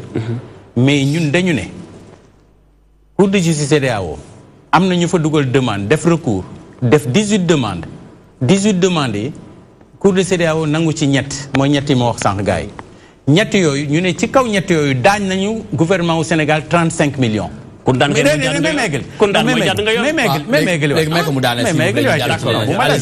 daañ nañu gouvernement Sénégal 35 millions. xam nga gouvernement CEDEAO Cour de justice CEDEAO newul def nañ lii ak lii condamné nañu Sénégal pour ñu libérer Khalifa Sall. y a pas d'interprétation droit kenn du ko interpréter da nga koy lire condamné nañu gouvernement Sénégal 35 millions. du dëgg ci biir 35 millions yooyu mooy li ñu war a fay mais loolu dañu ne nañu xaar ba notification bi ñëw ci gouvernement Sénégal doog a toog statuer sur la question donc nangoog bañ a nangu jotagul. Très bien merci beaucoup jërëjëf ñu ngi lay jaajëfal bu baax monsieur Oumar Sow mi nga xamante ne tey moom mooy ganu Modou Mbacké Niang ñu nekk di waxtaanee lépp li nga xamante ne jëm na ci scandale financier ka Khalifa Karim parrainage Macky acculé de tout bord dinañ ñëw léegi nii ci moom ak parrainage Modou Mbacké dañ ñëwoon ci scandale yi rek bàyyi parrainage bi léegi nii bu ñu waree tuuti waaw di waxtaan kaay bi gën a kawe nga xam dafa daal di xañ opposition bi lañ doon sàkku ni ay recours loolu lépp ay mbir la waaw c'est important très bien Oumar Sow PCA du CEREC, responsable politique à Pikine, membre de la convergence des cadres républicains, coordonnateur pôle antenne déconcentrée du club Sénégal émergent. Ñu ngi ànd ak nag ñaari ndaanaan yoo xamante ne li leen fi indi jàmm la waaye ci biir jàmm bi am na lu ci ñuul ci soow bi mu jëm ci festival des arts performatifs de l'Atlantique Sud du 11 au 15 juillet nekk foofu ca Tenerife Santa Cruz depuis Espagne. Donc ma bëggoon ngeen expliquer Sénégalais yi ñu comprendre exactement parce que ñu ngi naan c'est un concours ci concours bi vous étiez xaw ma 500 ñu ne 300 la ñu. ci 300 yooyu ñuy segg di segg ba ci segg bi yow bokk nga moom bokk na ci war a mën a dem Espagne pour représenter le Sénégal du loolu. waaw léegi ngeen war a représenter Sénégal ñu ne léegi yéen duñ leen may visa. parce que yéen ñu ne ñii bu ñu leen mayee visa Modou Mbacké. espagnol yi ne ñoom ñaar ñii bu leen may visa loolu moo am di. ñoom ñaar ñii donc ñibbis voilà non c'est n'importe quoi en fait xaaral ma expliquer c'est pas une justification ma expliquer les détails ayca affaire bi fan la juddoo d'abord fu mu juddoo mooy sam benn copain bu nekk Espagne moom ma envoyé mail nee ma booy musique bi ngay def dafa war a génn quoi parce que Sénégal fii ba fuggee si mbalax ngay def tel gars yi dégg la ca nekk du loolu nag nekkoon mu bàyyi loolu amul de moo ëpp quoi moo ëpp yow xam nga yow gars yi ñu ngi deful mbalax waaye gisee ñu ni defuñu mbalax waaye foo leen dégg ñu jouer saay xamoo ko foo leen dégg ñu jouer fan lañ doon jouer non pas Sénégal aussi célèbre que les mbalax man au Sénégal on se dise la vérité gëm leen seen musique ngeen bàyyi mbalax maan yi def seen musique Nicolas bàyyi mbalax bi non ñun contre ñu mbalax bañu ñu mbalax parce que ñun dañuy déglu mbalax dañoo ne musique bu exportable boo xam ne Ismaïla Lo mbalax la de Diallo loolu damay laajte moo tax Baaba Maal Ismaïla Lo mbalax la de bitim réew lañ gën a toj waaw déedéet mais xamuñu ko Diallo waa léegi déglu ma jeexal sa communication nga wax ci sa alika lañ waaw très bien bàyyi mbalax mi fële léegi ñun amal na ko njëriñ ndax de bu ci da ciy jàng non pour le moment là d'accord non ñun musique internationale la ñuy def musique boo xam ne c'est all musique waaw c'est ouvert vers le monde d'accord donc ci concours yooyu gars yi loolu la ñuy gën a magnifier loolu la ñuy gën a mettre en exergue bu ñuy postuler ñu retenir ñu on était plus de 1400 artistes dans le monde. D'accord. Colombie nga ci ay Mexicains. Quel critère lañ doon critère yi lan la woon. critère bi mooy il faut avoir d'abord 10 live en HD. 10 live yoo xam ne dans d'endroits différents. kon ne samay live dem na fa. live waaw dem na fa. kon ne live bi nga def fii dem na yow xam nga loolu. léegi il faut que 10 live lu toll 10 live. D'accord yoo xam ne vidéo la gars gis la ngay performer. ak sa groupe. ak yeneen paparazzi yoo xam ne da ngay bind bay bëgg a dee. ak son yi et tout ça ay son. les audios et tout ça. non xaaral mu wax après yow di nga wax. bu fekkee am nga album bu fekkee am nga album. ku ci ne na nga wax wàll sa wàll. au moins foog nga yónnee leen 8 sons yoo xam ne yow yaa ko def yoo xam ne yaa ak sa groupe yaa ko def. d'accord donc nga wax sa groupe. te loolu noonu yéen ñaar ñii yëpp nekk na ci yéen valide ngeen. yëpp c'est valide. d'accord non bu ñu valide doon du ñu sélectionné. d'accord parce que y avait plus de 1300. ci àdduna bi yëpp gars yi 1110 lañ tànn. 110 ci biir 110 yi 5 sénégalais ñoo ci bokk muy man ak kii ak beneen waay bu tudd Fokang ak Saaro ak beneen waay bu def big acoustique sous l'arbre. On est 5 au Sénégal. Sous l'arbre. Sous l'arbre. Acoustique sous l'arbre. Voilà. Acoustique sous l'arbre laa gis. mooy plateforme bi nga xamante ne mooy fësal les talents. oui c'est la fii rek la ki muy wax nii fii lañ ko gëj a invité télé fii. bëri na loolu moom du. macha allah léegi ñun lañ tànn pour ñu. léegi ñun lañ tànn. yow boo génnee fii nga gis sa bës bi nu muy toll. ba nga génn fii waaw. léegi ñun lañ tànn pour ñu représenter Sénégal. À notre grande surprise. 110 hein. À notre grande surprise. 5 yi ñooy sénégalais yeneen yëpp c'est dans le monde am na ay colombiens am na ay mexicains am na ay canadien am na ay espagnol am na ay portugais. te da ngay continuer ay camerounais ainsi de suite quoi. non parce que c'était pas facile la sélection. non c'était pas facile. c'était vraiment difficile en plus il faut que. Alaaji yow dañ la waxoon nga bàyyi ko. non mais parce que waaw man tey maa génn plateau bi bàyyi Modou Mbacke bu doxal tey. nag Modou Mbacke tey nag dafa mel na nga changé tey nag dafa mel na nga demoon Popo ñib ñëwaat. tey nekkuma diisoo ah. non kay du waxuma la diisoo yow tey fu mu toll nii moom mel na nga demoon Popo ñib ñëwaat bàyyi li nga def. léegi c'était pas facile. tey da nga jàll bi jar na ba ngaa ngay ñëw fi. non pour wax rek pour wax la rek c'était pas facile pour bokk ci sélection bi. d'accord parce que plus de 1300 artistes gars yi di segg donc foog nga remplir ay critères yu bëri pour nga bokk sélection bi. on est d'accord léegi sélection boobu nag maanaam di nga am droit boo demee ci festival boobu rencontrer plus de 200 directeurs de festival dans le monde.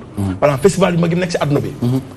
mooy les grands tourneurs quoi. très bien les grands directeurs de festival ñoo fay daje te ñoom ñëpp nekkuñu ay espagnol ay Amérique du Nord Amérique du Sud européen et tout ñëpp fay daje ci gàttal maanaam lu ma marché àdduna bi la marché musique. ñi ngang ko. ñoo fay daje. waaw léegi ñi nga xam ne seen musique dañoo bëgg ñu yaatal leen ci àdduna bi parce que ñun Sénégal la ñu am. donc te musique ku ne xam na ne Sénégal fu mu toll ak àdduna bi fu mu toll ci musique c'est disproportionné parce que àdduna bi dafa fay daw Sénégal mu ngi direeku tu vois donc nag comme ñoom bokk nañ ci loolu ñu ne lii kat aubaine la pour ñu bokk ci ñu nekk di daas fanaan la yaa fi ça fait 6 mois bi ñu stipulé ne que bokk nañ ci sélectionné ñu ñuy préparé suñu dossier suñu affaire yu gën a dëgër pour ñu dem pour di demee festival yi ñu mën cee bokk au moins artistes yi fii nii sénégalais xam nga ne ils ne vivent pas de leur art donc bu ñu demee foofu am ay festival dans le monde dañ mën a dem fu ne ci àdduna bi pour monnayer notre talent d'artiste. voilà am na grande surprise déposé yaakaar ne lépp c'est ok ñu woo ñu nee ñu bon yéen duñu leen may visa parce que wóoruñu ndax boo leen demee da ngeen ñëwaat. mais ngeen bokk ci nominé. waaw mais loolu c'est pas une raison. c'est pas une raison léegi ba amoon papier bu manqué. waaw léegi ñoom li ñu wax noonu fa lañ ko teg foo jàpp ne foofu lañ ko teg. non dañ ko teg peut-être. sama gis-gis dañoo yaakaar ne sénégalais yi voilà quoi voilà. wala ñenn ci sénégalais yi. non dañu xeeb ñenn sénégalais yi. donc te ñun dañu respecté foofu noonu nous sommes respecté ñooñu gisaguñu mais dañu respecté. dañuy jox cër bi.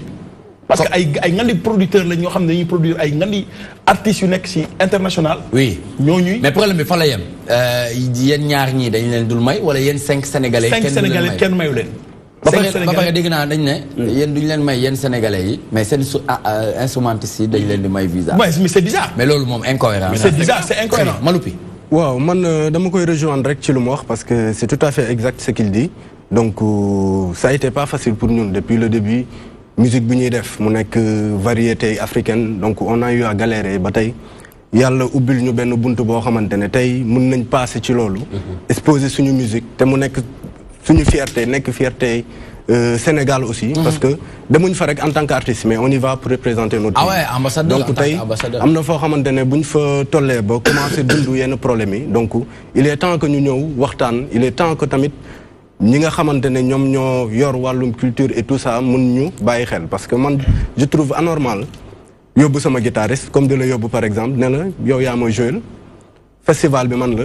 toutes les invitations sont à mon nom ñu dem ñu may la visa ne la artiste bi du dem parce que dañuy ñun demuñu fenn pour daw parce que musique suñu liggéey la jëluñu nekkul Espagne rek la ñuy dem toog fa parce que ñun dañu pare pour def le tour du monde ak suñu musique jaay suñu musique parce que c'est notre gagne-pain en fait tey amuñu benn intérêt par exemple moom il est marié il a ses enfants et tout ban intérêt lay am pour dem di daw. non mais bu ko jëlee ci côté boobu. non si parce que foofu dañ fay juger parce que non je te dis. non attends. non dama lay wax parce que bu ñu la refuser les visas dañ lay bindal lu tax ñu refuser le visa. motif bi absolument. yaa ngi comprendre kon loolu la ñu xool jàpp ne que ñii c'est des jeunes yoo xamante ne peut-être boo leen mayee visa ñu daw. amuñu benn intérêt pour daw. mais man je pense que ne. c'est-à-dire y a un problème quelque part. parce que bu nekkee dañ ne dañu ubbi benn concours bu toll noonu. pour dajale ci les jeunes yi nga xamante ne ñoo nekk dans le monde entier am talent. ñu toll ci 3000 poussières ngay segg di segg ba jël 105 ci 105 yi mu am ci 5 sénégalais. ci 5 sénégalais yooyu noonu nga ne ñii du ma leen may visa. parce que dama jàpp ne bu mu leen mayee visa bu ñu demee dañuy daw. mais est-ce que tey recours bu njëkk bi du woon ngeen dem SODAV toog ak PCA Ngoné. mais justement loolu sama xel doon nekk pourquoi pas sax bu ñu rombee SODAV. mais le ministre. non mais xoolal ñun. waaw non ñu demagum par étape ñu ngi sa département am nañ invitation bi suñu liggéey lii la nañu ko dana may visa suñuy ay artistes mais ñun en tant que musicien. duñ dem ñun ñii di chanteur yi lead vocaux yi. waaw du dem mais ça c'est grave. man dama ci AMS. xam naa AMS. ñun AMS lañ bokk. tey rek tey suba. ñoo ngi woon ak président AMS. Gomez. AMS tasul woon. ma foog ñu tas na. non musul tas tamit. bañ ko fondé ba tey tey la gën a dëgër. parce que depuis bañ ko fondé ba tey jot nañ def ay jaloore yu doy waar. d'accord parce que toog nañ ak président bi waxtaan. te man personnellement waaw Oria Zoul waaw mooy grand bi. waaw léegi grand Omez léegi rôle bi lan la wax. non daf ñu wax lu leer dañ ko jox mail yi jox ko affaire woon ko affaire bu ne yéen kii waru leen téye normalement vous deviez partir parce que instant lii c'est une aubaine pour tout artiste. d'accord nekkul bu ndaw lii nekkul sax pour artiste ndaw. d'accord lii pour c'est pour des artistes bi confirmés. très bien ma fait nit ñoo ñu jàppee artistes yu ndaw mais jàppewuñu suñu bopp artistes yu ndaw parce que ñun gëm nañ suñu bopp xam nañ fi ñuy teg suñu tànk. jàng nañ instrument. mën nañ lu ñuy def te xam nañ fu ñu koy teg. te aussi tout se passe sur le net léegi. parce que léegi doo toog rek sa kër voilà du machin léegi tout se passe sur le net. très bien mondialisation bi dala permettre yow mii nga xam ne artiste nga bu la neex nga fanaan nii la Havana. nekkee ji on a lu mais artiste nga. bu la neex da nga fa war a dem. donc ñun war ñu am barrière ci àdduna bi fu ne dañ fa war a dem. donc nañu jox suñu visa. ñu dem teewul suñu réew teewul suñu koom ñëwaat. waajal suñu yeneen tournée. très bien léegi loolu dinañ ci dellusiwaat léegi nii en attendant dañuy def une petite page de pub dellusiwaat sur ce plateau bu ko defee ñu gën a mën a yaatal ñu xool ci yenn voies et moyens ngeen mën a jaar ba mën a am visa boobu noonu bu dul loolu nag je pense que war ngeen mën a dem def recours ci Ngone Ndour seeti waa SODAV waxtaan ak ñoom c'est vrai que AMS existe mais SODAV moom moo leen di coiffé ñoom ñëpp. on est membre voilà te moom mooy seen i ay mooy kilifa képp kuy artiste donc c'est important une page de pub et retour dans toi-même tu sais.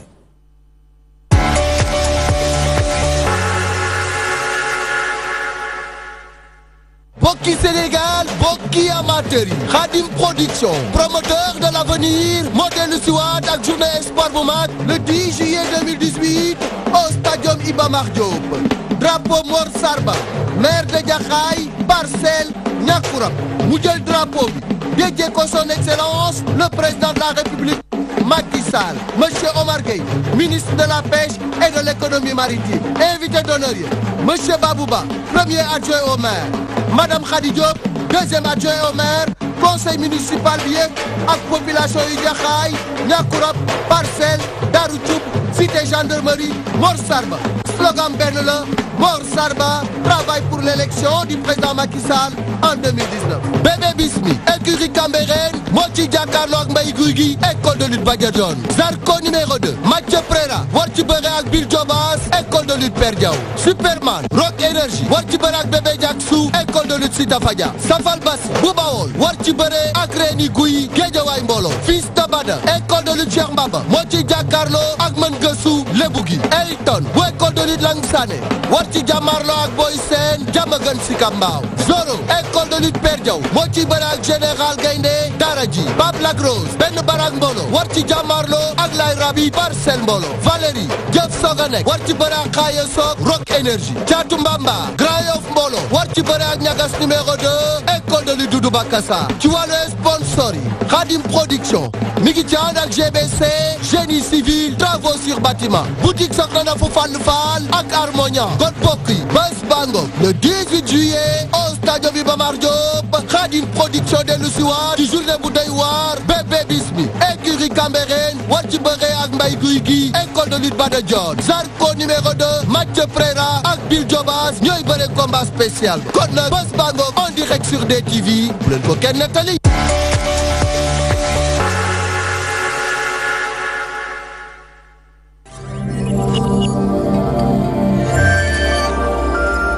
les pentes dans l'automobile tey dafa ñëw crédit foncier ñëpp xam nañ ni crédit foncier lépp lu concerné automobile dañ ko fiy jaay tey nag ñu ñëwoon di wax ci turbo mënoo koo wax dugg di foncé te seeti woo Tafa turbo. léegi dañ ci am problème. waaw parce que turbo yi dafa am loo xamante ne lii mooy li ma la wax moo yor vitesse turbo bi.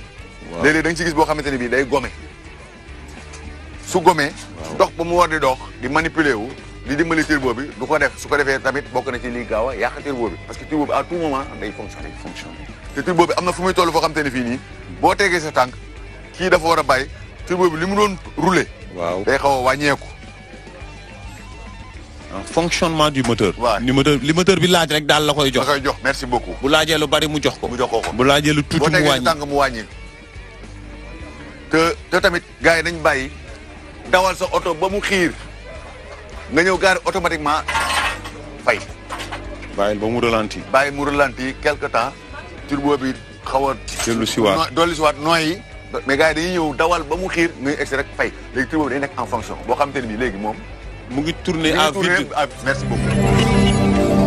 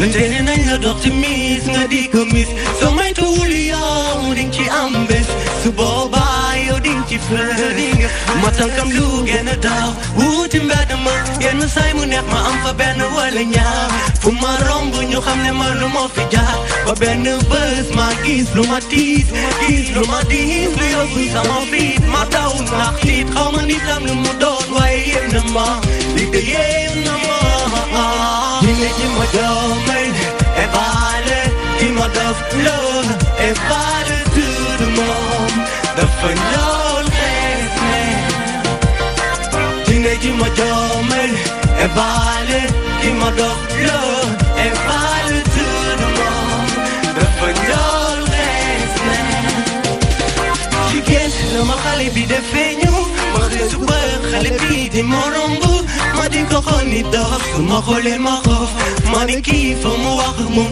kii fa mu teg ak moom ku mel ni kii benn yoon nga koy gis fi xale bi fu mu la romb di ko bis sa taar yem na ma sa kanam neex na ma yow kay wàllu ma xalaat ma sonn yow kay wàllu ma sa taar ma jom yow kay wàllu ma xam ki nga doon xam ni nga mel xam sa cofeel jinne ji ma jomel e baale ki ma dof loo e baale tuuti moom dafa ñool xees jinne ji ma jomel e baale ki ma dof loo e baale tuuti moom dafa ñool xees xanaa gisoo ni ma sonne xanaa gisoo ni ma meel man nan lay def ak moom nan lay def ak moom nan lay def ak moom bu yoon jeexul waxu fil du jeex bu yoon bi sori dina war ba gis la yóbbu la kër ga ñu may ñu seet ñu dund la bu naay moom sa taat yoo ma nama ni sa kanam neex na ma yaay sama number one dina la wan mbëggeel gi nekk ci man daf ma yéem la ma doomay e baale ki ma dof loo e baale tuuti moom ñu dafa ñool xees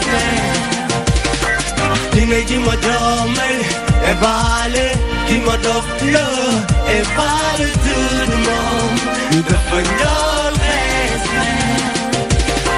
dina ji ma doomay e baale ki ma dof loo e baale tuuti moom ñu dafa ñool xees jinne ji ma doomel e baale ki ma dof loo e baale tuuti moom ñu dafa ñool xees jinne ji ma doomel e baale ki ma dof loo e baale tuuti moom dafa ñool xees jinne ji ma doomel e baale ki ma dof loo e baale tuuti moom dafa ñool xees neex ni dafa ñool xees neex oh no dafa ñool xees neex oh no Yes. Maloupi.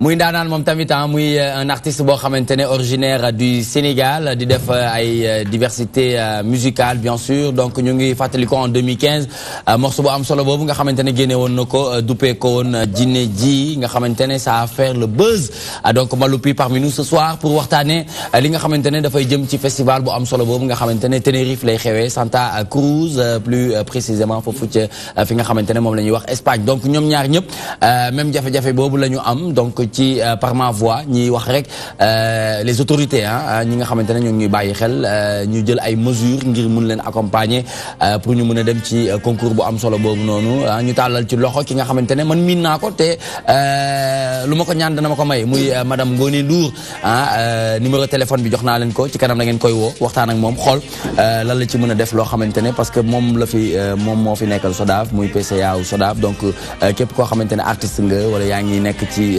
milieu bi rek defe naa ne boo amee yitte moom war na cee mën a jàpp bu baax a baax Mame Diarra wax ma lan nga yëg léegi nii ci morceau bu am solo bi nga xamante ne Maloupi daaneel na ko léegi nii. macha allah morceau bi Nicolas nekk na loo xam ne morceau bu neex la buy dugg ci xol ndax nag baatu xol nopp du ko dégg. un cœur qui parle demande de se faire entendre par un cœur qui écoute. baatu xol la nopp dégg na ko te xam nga. te xam nga. non moom dama koy moom ci fan si lay ma ko après moom concert bi ñuy defar. kii di sama ambassadeur nga am fan. non mais day moom concert bi di ñëw yow man maa lay defal invitation. da nga koy marraine ko mu ànd ak handicapé yëpp indi leen. ñu def non man boo waxee handicapé ça me touche parce que man sama yaay handicapé la. xam nga donc dafa nekk loo xamante ne je l'ai toujours vécu depuis ba ma nekkee xale. xam nga donc man ak sama rakk donc ñun ñoo fay nekk ak ay rakkam et tout ça ñun ñoo koy aidé ci lu bëri. donc xam naa li ni handicapé mel ak lu muy dund parce que sama yaay moom la donc bu ma ciy wax sax sama xol day xaw a tooy donc je suis avec toi te incha allah man après loolu dama bëgg def benn concert bu mag bu sama album di génn. boo xamante ne ñoom dama leen koy jagleel. ñoom handicapés yi parce que après ça je veux beaucoup travailler avec. d'accord très bien léegi concrètement lan ngeen bëgg def exactement. li ñu bëgg mooy ba pare nag xam nga ñun ay soutien de famille lañu. maanaam dañoo war a xam nga kii moo ngi wax waxu yaayam war koo war a toppatoo moom mooy taaw yaayam bu góor. donc war ko taxaw war koo jàppale. te ci li ñuy def chance bi ñuy am nekkul artiste bu ne moo koy am. en fait bëri na fii ay Sénégal ay gars yu nekk artiste confirmé xeeb ma leen de tutulum leen tamit waaye. man sax maa lu seetaan nga leen di xeeb wala di leen tuuti maa la ci dul bàyyi. waaye chance bi ñu am ñoom amuñu ko peut-être donc chance bi ñu am dañ ciy ngoy ba lu ñu am jël visa rek visa donc rien d'autre quoi ñun te en plus consul bi dafa mel ni suñuy recherche président AMS lu mu ñu tegal parce que dafa dem dox affaire mu ne mën a presque sax consul bi nii dafa contrat dañ ko nar a dafa nar a jóge. waaw mu ne il se peut que contrat 2 jours moo ko fi dese. 48 heures. 48 heures moo ko fi dese. te affaire bi donc nañu may ñu dem non nañu may. lundi la ñu war a dem mooy suñu date de départ.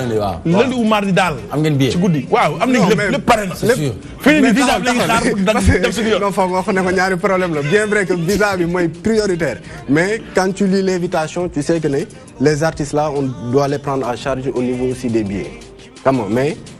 li priorité ci ñun mooy ñu am visa bi ba pare. seeti leen Ngoni Ndour. madame am ba pare rek seeti leen waaw wuyu la ma sama kàddu bu mujj ak yéen defe naa ne bokk na ci ma ne leen seeti leen madame Ngoni Ndour. non dañ koy woo bu ñu fi génnee léegi dañ koy woo. très bien loolu am na solo ñu ànd ak Mame Diarra ci si lañ bokk ci lañ ñëpp bokk c'est tout de suite.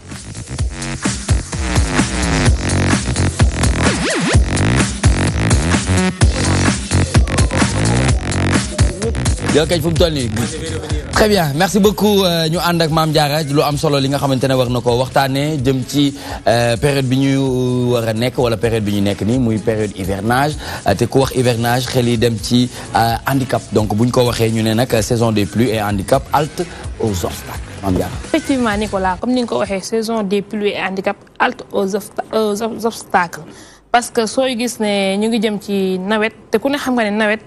njaacaar yi sax dañ si am problème rawatina nag yi nga xam ne ñooy les personnes handicapées yi nga xam ne dañoo yor fauteuil ñi nga xam ne aussi ay silmaxa lañ parce que yàggul dara am nañ fi suñu benn mbokk silmaxa ñu koy jaalewaat di ñaan yàlla na yàlla suuf oyof ci kawam bu daanu woon ci biir canal finalement 2 jours la am hôpital daal di décédé. en fait yu mel noonu nag dañ ciy def alerte sóoraale ko balaa ñu ciy amaat ki parce que booy xool au niveau de Pikine rek commencé nañu ubbi rigole yi di ko bàyyi noonu te nit ñi dañoo silmaxa yi handicapé yi dañoo am seen occupation war ko mën a dox te tey mun silmaxa mun na romb dem duñu ubbi rigole buy ñëwaat fekk ñu ubbi ko mun na ci daanu bu amul ku ko gide loolu nekk loo xam ay affaires yoo xam ne dafay xaw a doy waar ñuy lancer ñëpp appel di leen wax ne nawet bi ñëw na ku ubbi sa rigole soo paree na nga ko tëj parce que loolu mooy yoon Nicolas parce que dañoo war a ku ne da ngaa war a yóbbaale sa morom Sénégal kenn mënul dem bàyyi kenn da ngay dem yóbbaale sa morom absolument da ngay fekk nit di raam nga ñoddi ko yóbbaale ko kuy dox ñoddi la yóbbaale la adduna bi noonu la tëddee mais mënuñu dem bàyyi leen kon il faut que aussi ñun tam ñu leen di bàyyi xel bu baax a baax parce que boo ubbee sa rigole handicapé bi ñëw wala silmaxa bi ñëw daanu fa amul la benn njëriñ en fait moom daf koy sonal te ku ne xam nga ne silmaxa fii ci Sénégal amul doole boo xam ne war na mën a jël boppam en charge rawatina nag bu daanoo ci li nga xam ne mooy ay fosse wala ay canal yooyu dafa nekk loo xam ne dafa metti dafa jéggi dayo te ku gas sa fosse nga xool noo koy assainir ba nga xam ne utal ko ay barrage yoo xam ne silmaxa bu ñëw wala handicapé bu ñëw di nga mën a am sax yoon booy jaar fekk doo ko jege mais ubbi aussi ay kii bàyyi ko noonu loolu tamit dañ koy ñaawlu ak toj bi aussi ñuy toj nañu bàyyi xel silmaxa yi parce que dangay gis toj ubbi ay rigole ubbi bàyyi ko noonu dem loolu aussi Nicolas dafa nekk loo xam ne daf leen di sonal ñoom aussi te loolu ñëpp lay sonal ah waaw ñëpp lay sonal mais ñoom mun nañ ci daanu gaañu comme tout récemment benn camion bu taxawoon monsieur Ba daa ñëw rek mbëkk ci dem yoonam mu nekk loo xam ne aussi borom camion bi bu fa defoon benn kii sax boo xam ne bu ñu xam nga kaan mënul protéger ci camion dara parce que kaan suuf ci suuf léegi mais lu jëm ci kaw kaan mënu ko protéger yooyu aussi ñu siy bàyyi xel ñuy xool nu ñuy gaaree seen oto yi. mais ba monsieur Ba gaañuwul rek. mbëkk na ñëw naa ma sama fii mu ngi naaj ma ko mu ngi naaj kay mu ñëw rek garaaw. àdduna am solo nga defal ko pansement. ànd may def àdduna am solo. dëgg la Modou Mbacké dégg nga li mu wax mu nekk actualité bu am solo. waaw mu doy waar xam nga dafa am lool dañuy wax sax état ndax mi ngi may wax sàng benn silmaxa bu faatu. dafa tàbbi woon ci benn. canal bu ubbi woon.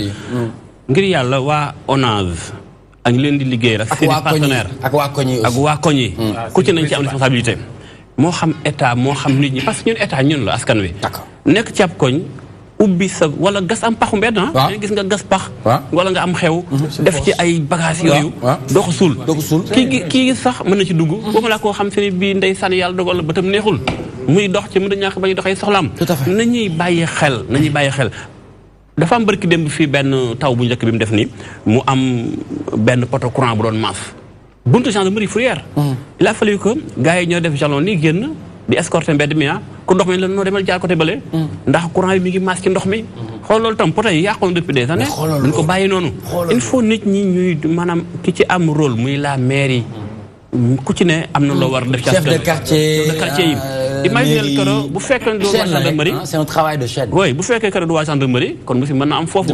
man dama wàcc nii di dox muy taw waaj ne dem nañu jàkkate bale ma ne lu xew ne ma noonu fi dafa am courant day maas xool merci beaucoup. d'accord voilà c'est important gars yi di jóg ci loolu.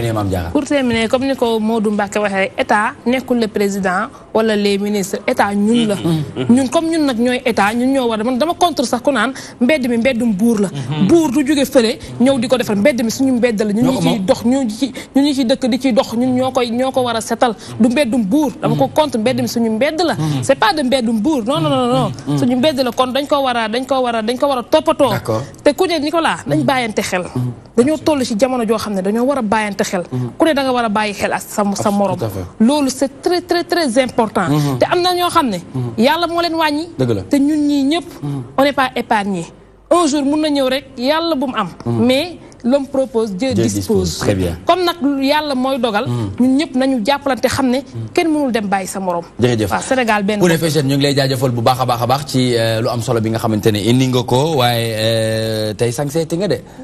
waaye am na loo xamante ne ñaan naa ko Ismaël ak Maodo parce que am na loo xamante ne bëgg naa ko bégalee téléspectateurs yi nga xamante ne ñoom dañ lay tiitaroo saa su ne Mame Diarra kii yow. waaw fu ngeen jëlee photo bi. waaw ñu ne Mame Diarra ñu ne yow daal nii daal nga ko ko korité nii nga ko korité waaw macha allah lii mu doon lii ay live la non mais Nicolas ça c'est des live Nicolas par rapport ak lii Mame Diarra dañ ko bëgg a jël comme modèle quoi en fait am na benn affaire bu ñu mën ko def bu ñu jógee ma passe inchallah bu ñu jógee amul problème d'accord benn affaire dañ ko bëgg a jël y a pas de souci maanaam pour les handicapés mu ngi fi teg benn affaire ak ñoom Mame Diarra très bien gis nga nii nga foo jëlee lii gars am nañu ma ne c'est la magie de la télé c'est la télévision inclusive très bien 30 secondes très rapidement dañuy jàll ci beneen 30 secondes li mu bëggoon rek mooy très rapidement mooy xale yi musiciens yi vraiment li ñuy ñaan lu jaadu la. D'accord. Et je voulais simplement dire que l'ambassadeur d'Espagne là, s'il m'entend, et je voudrais lui faire un message. El señor cónsul, nos gustaríamos que esos jóvenes que hacen música y que representan nuestro país y la cultura senegalesa, que les den las visas para que vayan en España, en Tenerife, para Santa Cruz. En Tenerife y la ciudad de Santa Cruz. Donc les pedimos por favor. Et il y a aussi autre chose que je voudrais dire, c'est nous on est là, on fait aussi partie de l'État, on serait très heureux de les soutenir avec le ministre de la Culture. Très bien. On est prêt à faire ça. Ouais. Sur les quartiers, Mourmake, gouvernance, de femmes gouvernance décentralisée. Il y a la gouvernance locale. Gouvernance locale, chef de quartier, mujjé ci acte de décentralisation. Chef de quartier ñoo wara yoré sen quartier. Dëkkandoo yi ñoo wara yoré sen dëkk. Ñun waa Pikine lañu. Léegi rek ñuy wax affaire yi ñuy xoot foos yeeg loolu akku dëkkandoo loolu du responsable du gouvernement. Soxna Diarra vraiment d'accord naa ak yow ci loolu. Vraiment ñuy ñaan gars yi ñu dimbali ñu ci. Merci monsieur Omar Sow ñu ngi lay jaajëfal bu baax ñu ànd ak monsieur Maxwell Gomis muy promoteur di taxawal deuxième édition suñu gospel ce samedi 7 juillet 2018 ñuy wax ne nag yéen association ngeen à but non lucratif. Tout à fait. ah yéen politique leen. amu leen couleur. non politique doo leen jaune doo leen bleu. ba ci marron bi ak beige bi taay dafa xew de. ñun faruñu fenn très bien ñu bëggoon nga ñu dem ci déroulement au programme bi naka la war a tëddee et lan lañ ci war a xaar parce que bu ñu waxee suñu gospel ci lan lañ ci mën a séntu. Voilà, d'ailleurs, suñu né suñu en bon wolof xam nañu mooy li ñu moom suñu bopp. Donc le gospel c'est un genre musical bi nga xamante ne juddoo na Amérique et ba muy jugee Amérique tamit law na jugee foofu noonu dem Afrique du Sud et dem aussi ci pas mal de pays yi nga xamante ne dañ ciy def. Vous voyez un peu donc d'où la raison pour laquelle ñu ne pourquoi pas suñu gospel parce que dañaa jàng ni xool gis ni il y a beaucoup de chœurs yi nga xamante ne ñu ngi juddu. ci biir Ndakaaru Ndiaye y a plus de 10 chœurs à l'heure actuelle à Dakar ou bien une vingtaine de chœurs nga xamante ne gars yi ñu ngi fii nii après mais le constat qu'on a eu à faire moom moo nekk ñoom dañuy wëy mën nañu wëy macha allah mais dañuy jël ay wuyu jàmbur di ko wëy dañuy wëy jël ay wëyu Harlem wala ay Joy Celebration affaire andi ko di koy interpréter alors que ñoom ñoo ko njëkk a wëy mais dinañ ko wëy mu jaar ci yoon mais duñ ko def mieux que ñi nga xam te ne ñoom ñoo ko def alors que nous avons ici des maîtres de chœur qui sont bien calés machallah que je salue au passage surtout ñu nekk Sainte-Thérèse bu Grand Dakar voilà am na Sainte-Thérèse am na Saint-Paul bu Grand Yoff Saint-Paul Grand Yoff Médina Saint-Dô même Saint-Pierre bi nekk Baobab tamit voilà tàng de machallah waa Kër Massar rek ñoom seen ñoom ñëpp daal ak waa Guédiawaye tamit ak waa Guédiawaye tu vois waa ñëpp alors disons en fait alors disons tout le monde quoi à savoir toutes les chorales Fatick nag ñëw ndax woy nañu foofu gars yi gospel bu voilà disons voilà disons en fait toutes les chorales qui sont là et tous les chœurs qui sont là machallah ils ont un niveau excellent un niveau extraordinaire pour dans le milieu du chant choral et c'est la raison pour laquelle ñun ñu doon ay jeunes ñu nekk aussi ci milieu bi di ci évoluer on s'est dit que pourquoi pas duñu am suñu propre gospel parce que man dama gëm benn affaire mooy le feu président poète doon wax l'enracinement avant l'ouverture absolument ouais un peu donc te ñun mënuñoo jaay leneen lu dul suñu culture ci programme bi voilà ci biir fan la nar a am ci biir programme bi le 7 juillet ça sera au Théâtre National Daniel Sorano à partir de 20h30 deuxième édition lañ nekk entrée gratuite l'entrée est fixée à 4000 francs le jour J à 5000 francs il y a des soutiens aussi au prix de 10 000 francs parce que en fait li nga xamante ne loolu lañ ciy am dañ koy jël une partie des bénéfices moom la ñuy jël jox ko waa paroisse Kidira la chapelle de Kidira bi nga xamante ne dafa nekk en construction ñoom dañ ko bëgg ils ont commencé la construction depuis 2008 imagine et que benn chapelle la rek et ils n'ont pas des moyens ils sont 47 tout simplement et Kidira bu ko xam Caritas waa Caritas ngi fi mais Caritas ils sont beaucoup plus dans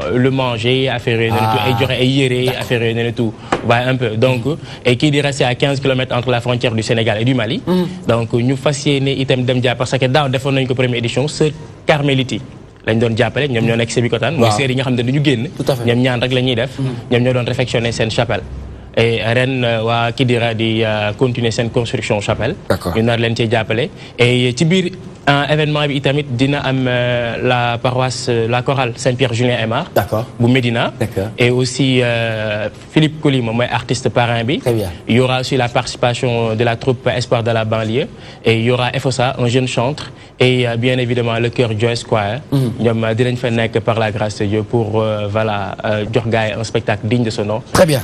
Et une petite particularité et que je tiens et que le Sunu Gospel c'est du gospel bi nga xamante ne on se base sur nos instruments locaux à savoir la kora le balafon, flûte locale, tam-tam bek, khalambi. Donc diversité culturelle. Très bien, donc rendez-vous est pris pour demain Inch'Allah, 7 juillet, samedi 7 juillet 2018, Fofu Théâtre National Daniel Sorano. Entrée est fixée à 5 000 francs, donc nous sommes en masse pour soutenir Boubar Sunu Gospel pour la 2e édition.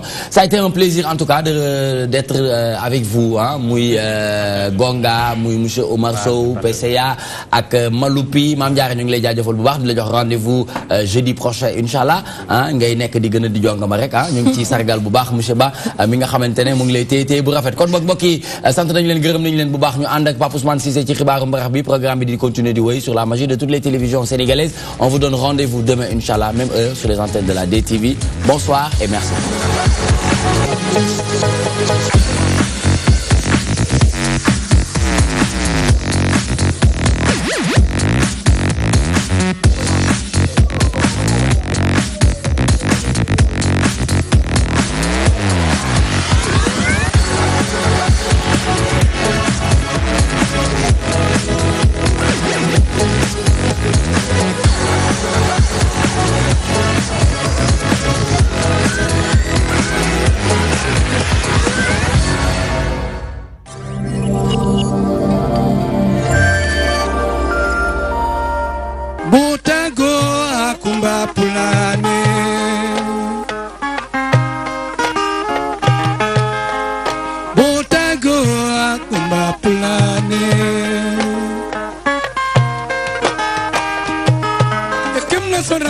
Nono Senegal ya cara menunde tanga fatumbi kesale chunta